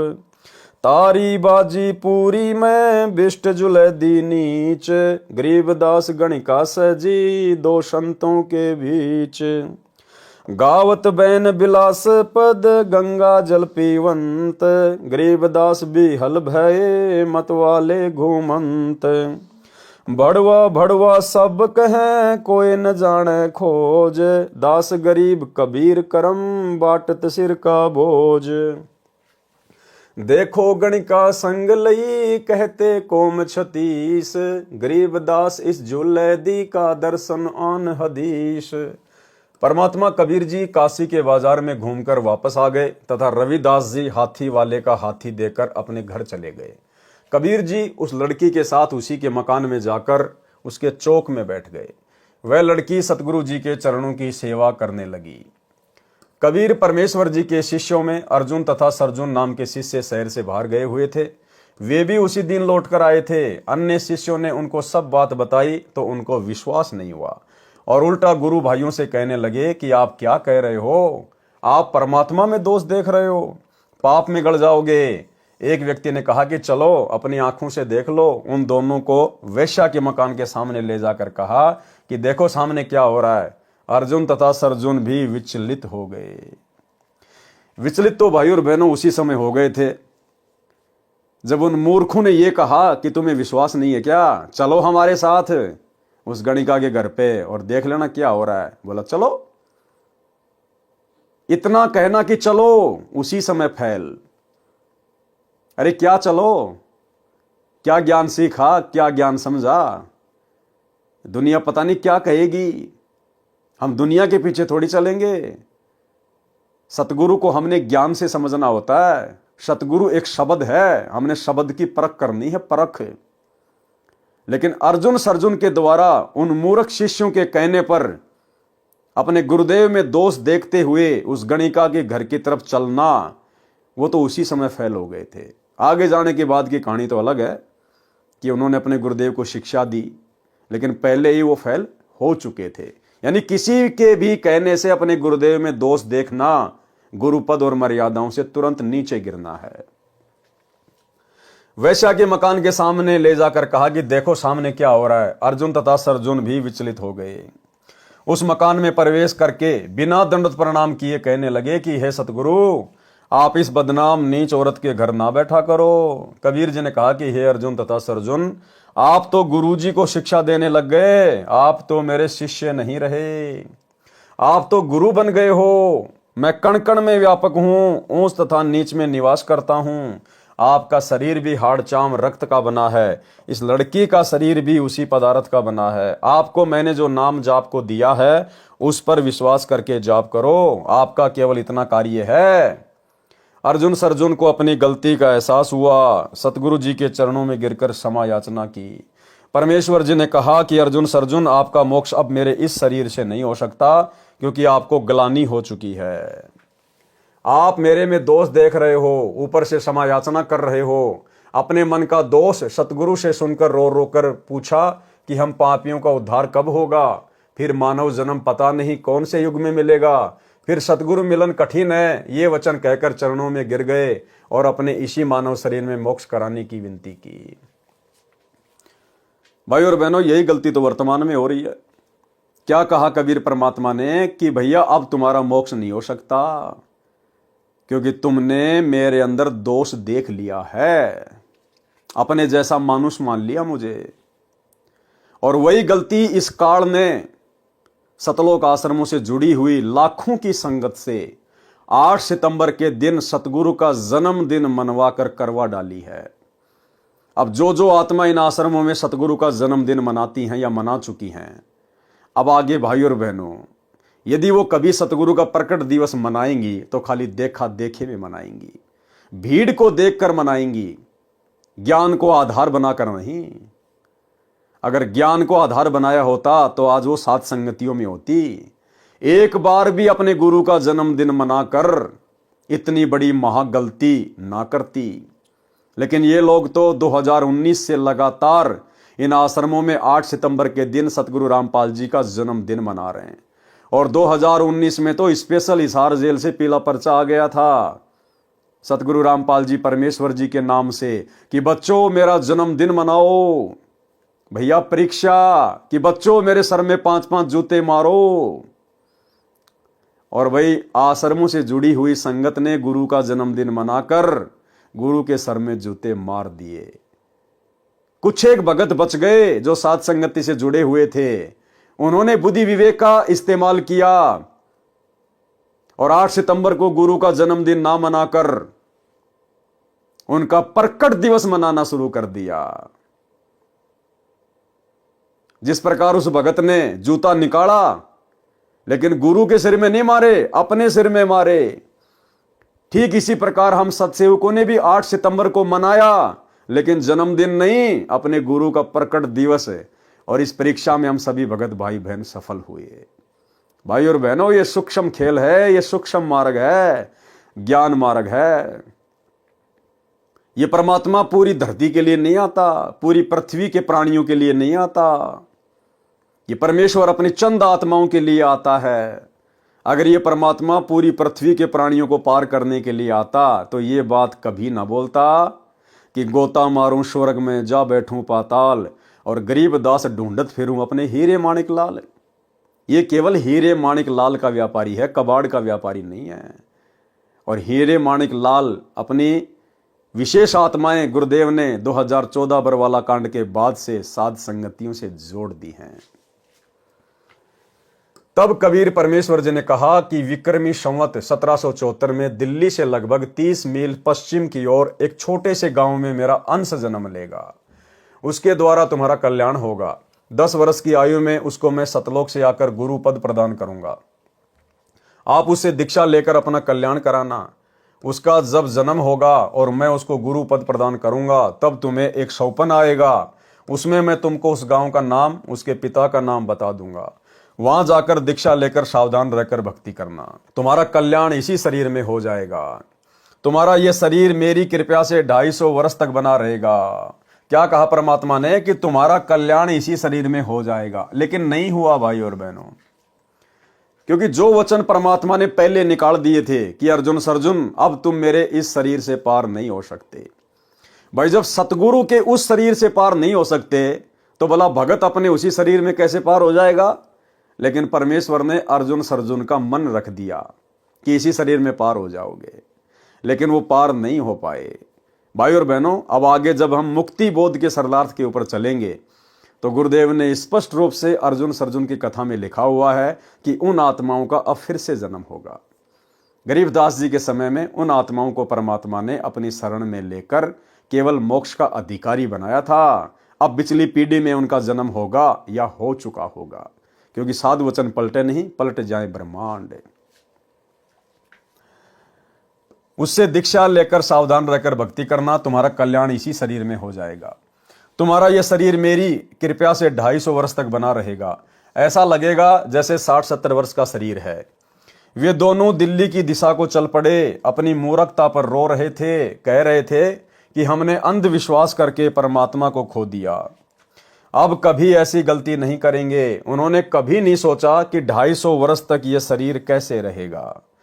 पूर्ण विश्वास किया, इस डर से कि कहीं फिर से नाम खंडित न हो जाए। वे दोनों खरखोदा के पास छोटे से गांव हुमायूंपुर में एक किसान के घर पर रहने लगे।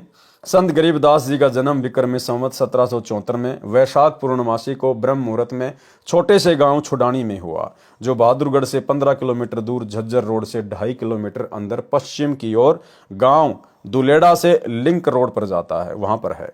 जब संत गरीबदास जी 10 वर्ष के हुए तो अपने खेतों में गाय चराने जाते थे। फाल्गुन मास की शुक्ल द्वादशी को दिन के लगभग 10 बजे।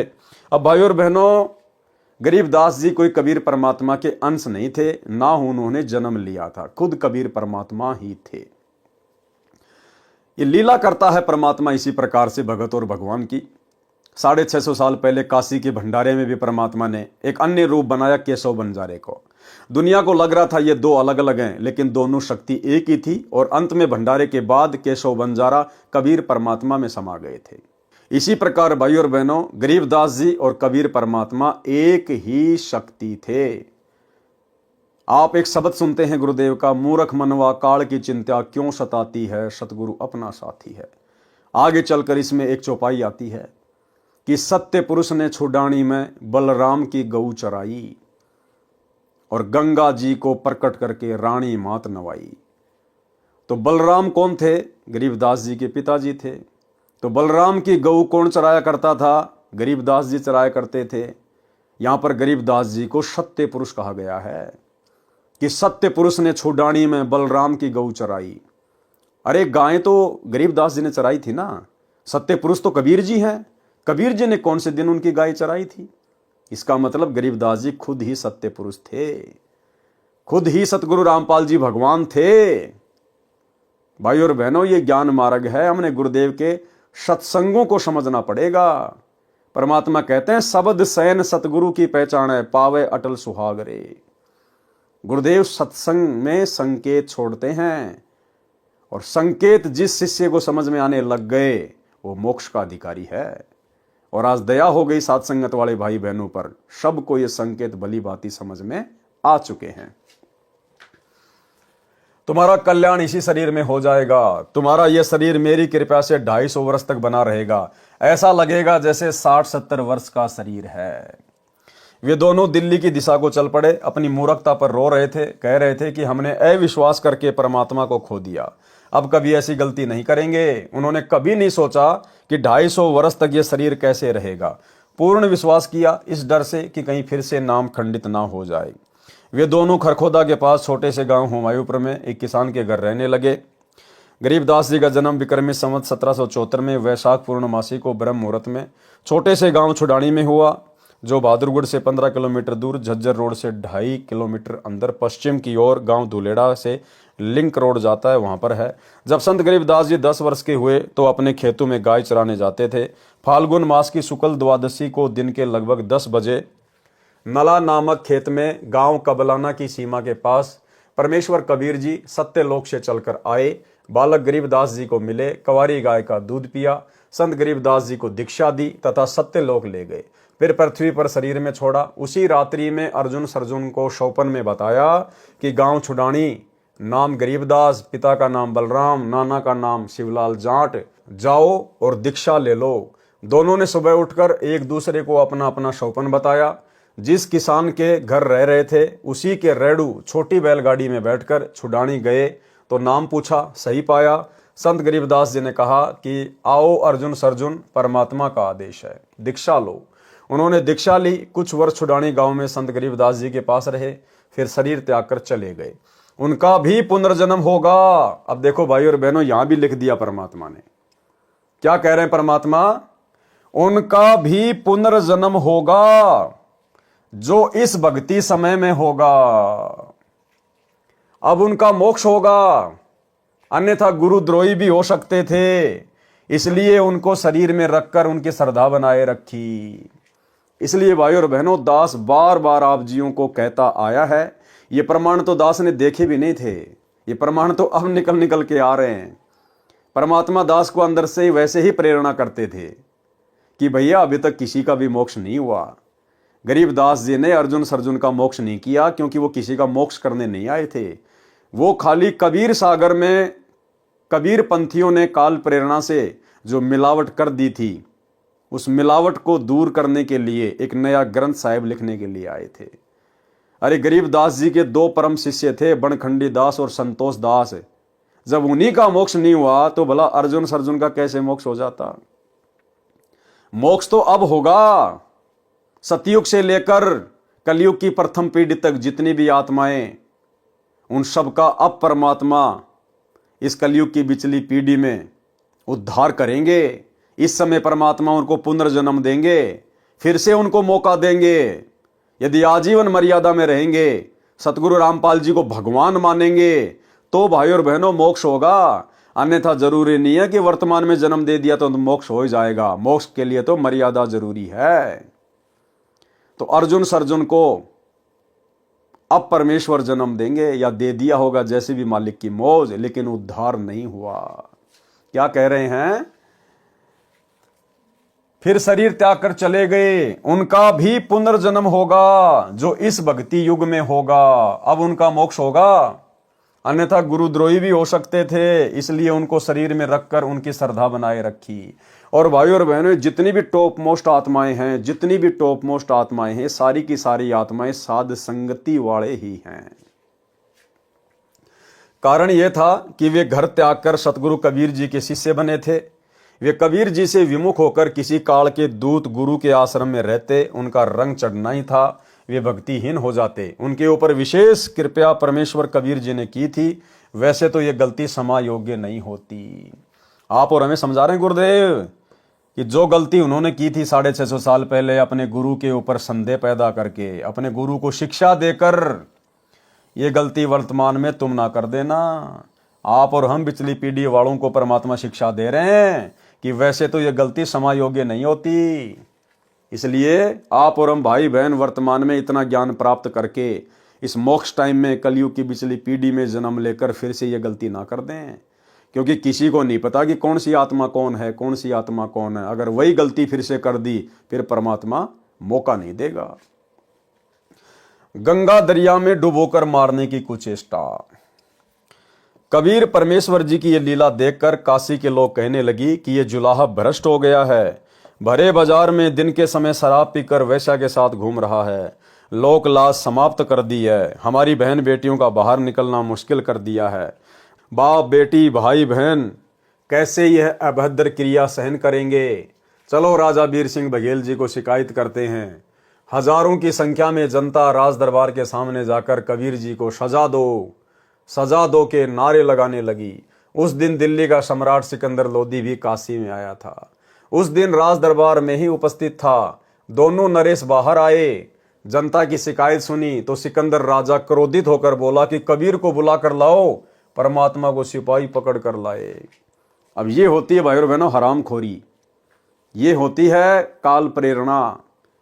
जिस कबीर परमेश्वर ने सिकंदर लोदी का ऐसादे जलन का रोग ठीक किया, सिकंदर लोदी को अपना शिष्य बनाया, उसकी आंखों के सामने अद्भुत चमत्कार किए, लेकिन परमात्मा कहते हैं बिना ज्ञान के व्यक्ति राज पद प्राप्त करके और अहंकार में सड़ जाता है।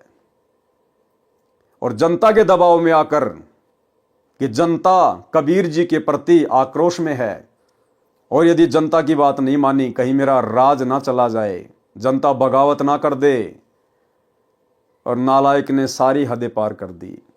अपने गुरु को पकड़ने के लिए सिपाही भेज दिए।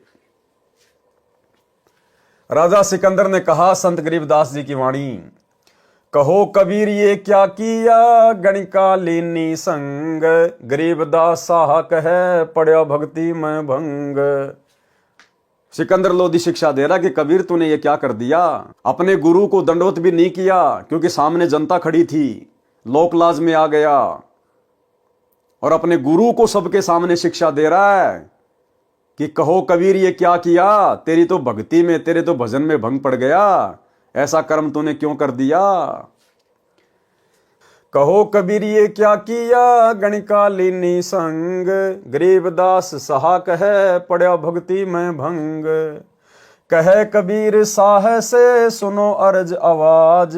गरीबदास वह राक्षसी जिनियो साजा साज। कि भाई मैं तो उस परमात्मा के आश्रय हूं जिसने ये पूरी सृष्टि रची है, जिसने सारा साज बनाया है, हमारी रखवाली वो करेगा भाई। भावार्थ, सिकंदर राजा ने कहा कि हे कबीर जी ये क्या गलती कर दी, आपकी भक्ति में विघ्न पड़ गया है, आपने वैश्या को साथ लेकर महान गलती की है। कबीर जी ने कहा कि हे बादशाह मेरी अर्ज सुनो, मेरी तथा मेरी भक्ति की रक्षा भी वही करेगा जिसने ये कर्म मेरे से करवाया है, जिसने सर्व सृष्टि की रचना की है। सा सिकंदर को सुनी बिष्ट हुए दो संत। गरीबदास चारों वरण उठी लागे सब पंथ। सब विरोध में आ गए परमात्मा के। चारी वर्ण सटे आश्रम दोनों दिन खुशाल। गरीबदास हिंदू तुरक पड़या शहर गली जाल। सा सिकंदर कह गए सुनी कबले अरदास। गरीबदास तलवा हुई पकड़े दोनों दास। कहो कबीरियो क्या किया गणकालीनी संग, गरीबदास भूले भक्ति पड़ा भजन में भंग। सुनो सिकंदर बादशाह हमरी अर्ज आवाज, गरीबदास व राक्षी जिनियो साजा साज। सिकंदर लोदी ने जनता को शांत करने के लिए अपने प्राणदाता का भी अनादर किया। अपने हाथों से कबीर जी के हाथों में हथकड़ियां लगाई, पैरों में बेड़ी तथा गले में तोक लोहे की भारी बेल डाली और आदेश दिया कि जनता की इच्छानुसार नौका में बैठाकर गंगा दरिया के बीच में डालकर डुबो कर मार दो। देखो भाई और बहनों, हम ऐसे नीच थे, ऐसे हम कृतघ्नी थे। और यदि आज संगत में ऐसा कोई महादुखी व्यक्ति आता है, भयंकर रोगी आता है और नाम ले लिया, भक्ति भी कर रहा है, लेकिन फिर भी इतना जल्दी आराम नहीं मिल रहा, दुखी ज्यादा है, तो कहता है भक्ति से क्या फायदा हो रहा है, मैंने तो इतने दिन हो गए नाम लिए हुए, इतने पाठ करा दिए, इतने साल हो गए, मेरे तो कोई विशेष लाभ है नहीं। अब उस नालायक आत्मा को कौन बताए कि ऐसे ऐसे कुकर्म कर रखे हमने, ऐसे ऐसे कुकर्म। क्या पता नालायक तू ही था वो राजा सिकंदर लोदी।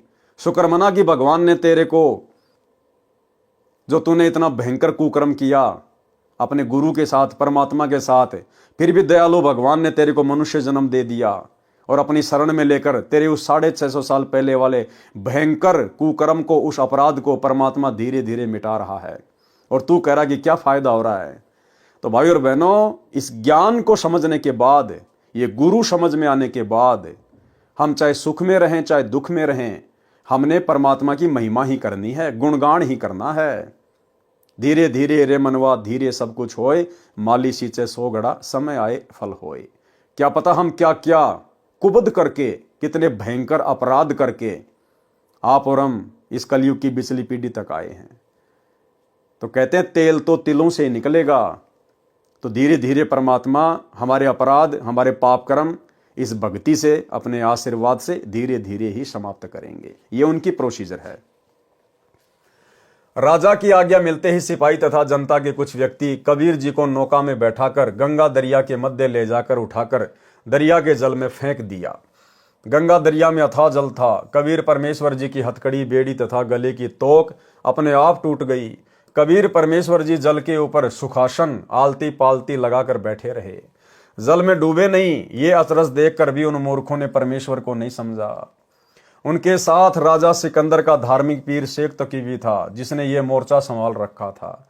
उसने कहा कि यह कबीर जंत्र मंत्र जानता है, इसने जल को बांध दिया है, इसलिए नहीं डूब रहा है, इसको नौका में बैठाकर किनारे लाओ। ऐसा ही किया गया।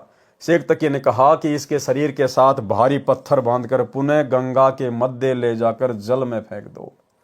ऐसा ही किया गया।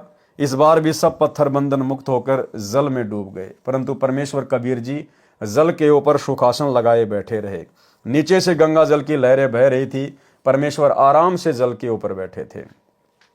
भाई और बहनों, परमात्मा वही है, कोई अंतर नहीं है, कोई भेद नहीं है। सतगुरु रामपाल जी स्वयं वही कबीर भगवान है, जिनके साथ हम नीचों ने ऐसी ऐसी घटनाओं को अंजाम दिया था। लेकिन उस समय परमेश्वर ने सार्वजनिक तौर पर चमत्कार करने थे, क्योंकि परमेश्वर ने अपनी महिमा को प्रकट करना था कि परमात्मा क्या होता है, परमात्मा क्या कर सकता है, ताकि हम बिचली पीढ़ी वाले अपने भगवान को पहचान लें उनकी महिमा से, और अन्य असमर्थ 3 लोक के भगवानों की जो झूठी महिमा बनी हुई थी, हम उसको पहचान सकें। वर्तमान में परमात्मा ने ये सब कुछ चमत्कार सार्वजनिक तौर पे नहीं करने हैं, क्योंकि वर्तमान का समय मोक्ष का समय है। परमात्मा ने ज्ञान को आधार बनाकर ही हमें सतलोक लेकर जाना है। गुप्त रूप में परमात्मा उससे भी बड़े बड़े चमत्कार अपने भक्तों के साथ में कर रहे हैं। कोडी को काया, बांझ को बेटा, निर्धन को माया, जिनकी सांसें समाप्त हो चुकी थी, उनको परमेश्वर ने ना जाने कितनों को नया जीवन दान दिया, जो आज भक्ति कर रहे हैं। क्योंकि आज ये मोक्ष का प्राइम टाइम है, आत्मा को तैयार करना है। परमात्मा ने चमत्कार बहुत दिखा दिए परमेश्वर ने। वर्तमान में सर्व के समक्ष चमत्कार नहीं करेगा, गुप्त रूप में खेल खेलेगा। और जो कुकृत्य आप और हम ही ने अपने परमात्मा के साथ 650 साल पहले किए थे, आज तो उससे भी कहीं ज्यादा दुख और तकलीफें ये नादान दुनिया अपने परमेश्वर को ना पहचान कर उनको दे रही है। लेकिन भाई और बहनों, ये वही परमात्मा है। ना इन्होंने 650 साल पहले किसी को कोई श्राप दिया, कोई बद्दुआ दी, और ना वर्तमान में उन्होंने किसी को कोई श्राप दिया, कोई बद्दुआ दी। किसको बद्दुआ दें? हम सब उन्हीं के तो बच्चे हैं। जो मैं पूत कपूत हूं, बहुर पिता को लाज। एक छोटा सा सत्संग गुरुदेव भगवान का। गुरुदेव ने कहा कि किसको श्राप दें, सारे के सारे मेरे ही तो बच्चे हैं। सुनिए सत्संग। परमात्मा आए थे कबीर जी, उनके साथ कितना अत्याचार किया था, और किसी को उन्होंने एक शब्द भी अप नहीं बोला, किसी को श्राप नहीं दिया, क्योंकि उसको पता था मेरे बच्चे हैं, किसको मारूं और किसको श्राप दूं। तो पुण्यात्माओं, यहां आप देख लो पिछले इतिहास, किसी भी संत को जरा सा कुछ कह दे, श्राप दे दे, तेरा नाश होगा और उसकी वीरान मिट्टी हो जाए। अपना भी नाश किया उसने भक्ति का, और वो अगले को भी दुख दे दिया। तो वो परमात्मा थे। तो इसी प्रकार, इसी आधार से आपने इस मार्ग को आगे बढ़ाना है, दास का सहयोग देना है। तो भाई और बहनों, वही कबीर भगवान है, वही कबीर परमात्मा है। अगर इनके वर्तमान के संघर्ष को देखा जाए तो भाई और बहनों, 650 साल पहले वाला संघर्ष तो कुछ भी नहीं। उस समय तो ये परमात्मा एक ही दिन में, चंद घंटों में चमत्कार दिखा के राजा सिकंदर को घुटनों के बल पृथ्वी पर, जमीन पर लेटाकर और सह सम्मान पालकी में बैठकर वापस अपनी झोपड़ी में आ जाया करता था।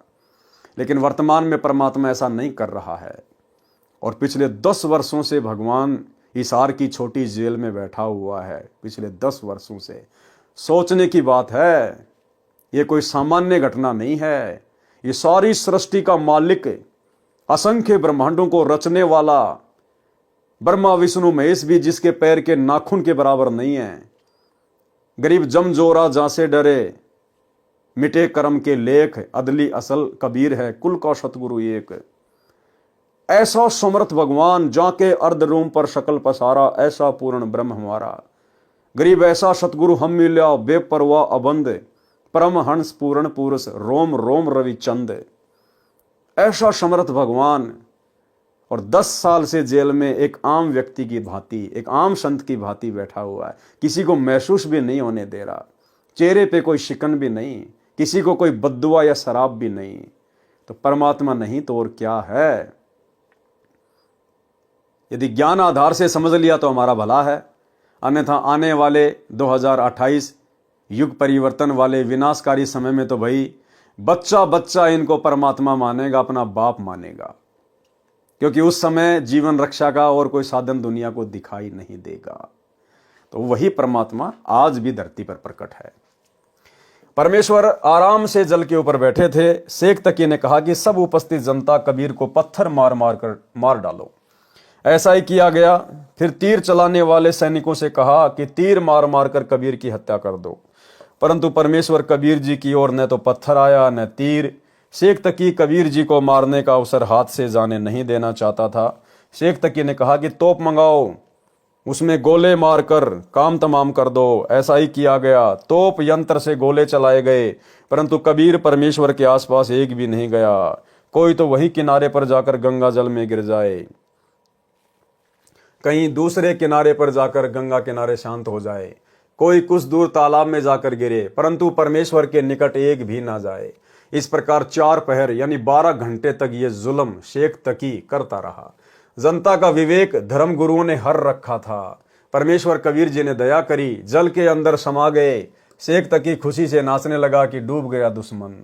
अब सौ पर गारा, रेग तथा रेत चढ़ जाएगी, मिट्टी में दफन हो जाएगा। परमेश्वर कबीर जी अंतर ध्यान होकर रविदास जी की कुटिया पर गए और दोनों परमात्मा की महिमा के शब्द गाने लगे। शेख तकी ने अपने साथियों से कहा कि चलो रविदास से बताते हैं कि आपका अविनाशी परमात्मा गंगा के जल में डूबकर मर गया है। खूनी हाथी से मरवाने की व्यर्थ चेष्टा, यानी 52 प्रकार की व्यर्थ चेष्टा उस समय कबीर परमेश्वर जी को मरवाने के लिए की गई, लेकिन असफल। शेख तकी अपने प्रशंसकों के साथ संत रविदास जी की कुटिया पर पहुंचा तो देखा कबीर जी उपस्थित थे और इकतारे से शब्द गा रहे थे। शेख तकी की तो मासी मर गई। शर्म और क्रोध वश होकर सीधा सिकंदर लोदी राजा के पास विश्राम गृह में गया। तथा बताया कि कबीर न तो जल में डूबा न तोप से मरा, वो जादूगर है, जंत्र मंत्र जानता है, जिस कारण से बच जाता है। अब की बार इसको जनता के सामने खूनी हाथी से मरवाते हैं। राजा ने आज्ञा दे दी, नगर में मुनादी अनाउंसमेंट कर दी कि कल सुबह 10 बजे कबीर को खूनी हाथी से कुचलवा कर रोंदवा कर मारा जाएगा। सब देखने आना। वह एक निश्चित स्थान था। वर्तमान में बने स्टेडियम की तरह बनावट होती थी। उस ऊंचे मचान स्टेज पर राजा, मंत्री तथा अन्य उच्च अधिकारी बैठते थे। उस दिन राजा सिकंदर तथा काशी राजा वीरदेव सिंह बघेल के अतिरिक्त मंत्री तथा अन्य ऊंचे अधिकारी भी विराजमान थे। अब देखो भाई और बहनों, राजा वीर सिंह बघेल कहां से पार हो जाएगा। गुरुदेव कहते ना कि राजा वीर सिंह बघेल को सार नाम दे दिया था, उसको पार कर दिया था। कैसे पार हो जाएगा भाई और बहनों, ये तो ज्ञान निर्णय करेगा, ज्ञान। अरे सिकंदर लोदी कबीर जी का शिष्य, और उसने ऐसी घटिया हरकत की, खूनी हाथी से कुचलवा कर अपने गुरुदेव को मरवाने के लिए दिल्ली लाया गया और स्वयं ऊपर बैठकर तमाशा देखने के लिए तैयार है। और वहीं पर राजा वीर सिंह बघेल, काशी नरेश भी बैठ गया। इसको कहते हैं लोक लाज। इसको कहते हैं भाई और बोलो, भक्ति से ज्यादा राजपाट को महत्व देना। अरे भैया, अगर ज्ञान होता उसको, राजा वीर सिंह बघेल को, तो क्या जा रहा था, खाली राज्य ही तो जा रहा था। और कौन सा वो पूरी देश का राजा था, पूरी दुनिया का राजा था, एक छोटे से काशी का राजा था। और भगवान के लिए तो भैया असंख्य ब्रह्मांडों का राज भी त्यागना पड़ जाए तो ठोकर मार देनी चाहिए। इंद्रदा राज कागदा बिष्टा ना भोगा इंद्राणी नो। लेकिन राजा वीर सिंह बघेल लोकलाज में आ गया। उसको गुरु मर्यादा से ज्यादा अपने राज्य की चिंता सताने लगी। और सिकंदर लोदी के बराबर में बैठा है वहां पर, अपने गुरु को खूनी हाथी से मरता हुआ देखकर। तो भाई और बहनों, राजा वीर सिंह बघेल में, सिकंदर लोदी में और महाभारत के भीष्म पितामह में, द्रोणाचार्य में और कर्ण में रति भर भी अंतर नहीं, रति भर भी। महाभारत के समय वो नालायक भी द्रौपदी को नंगा देखने के लिए वहां पर सभा में बैठे हुए थे।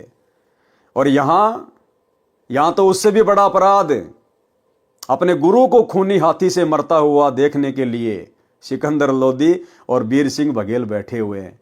तो वो वीर सिंह बघेल भला कैसे तो सार शब्द के योग्य हो सकता है, कैसे सतगुरु उसको सार शब्द दे देंगे और कैसे वो पार हो गया होगा। तो भाई और बहनों, ये विचार करने की बातें हैं। शेख तकी पीर ने महावत यानी हाथी को चलाने वाले से कहा कि हाथी को 1-2 शीशी शराब की पिला दे ताकि शीघ्र कबीर को मार डाले। ऐसा ही किया गया। तीनों ओर दर्शकों की भीड़ थी। एक और ऊंचे मचान पर बैठे राजा तथा मंत्री देख रहे थे। हाथी को लेकर महावत कबीर जी की ओर चला तो हाथी मस्ती में भरकर कबीर परमेश्वर को मारने चला। कबीर जी के हाथ पैर बांधकर पृथ्वी पर डाल रखा था। जब हाथी परमेश्वर कबीर जी से 10 कदम 50 फुट दूर रह गया तो परमेश्वर कबीर जी के पास बब्बर शेर खड़ा केवल हाथी को दिखाई दिया। हाथी डर से चिल्लाकर, चिंगाड़ मारकर, दुम दबाकर, मुंडी धुनकर, सिर को आपत्ति के समय भय से ऊपर नीचे हाथी किया करता है, उसको मुंडी धुनना कहते हैं। वापस भागने लगा तो महावत ने उसको अंकुश मारा।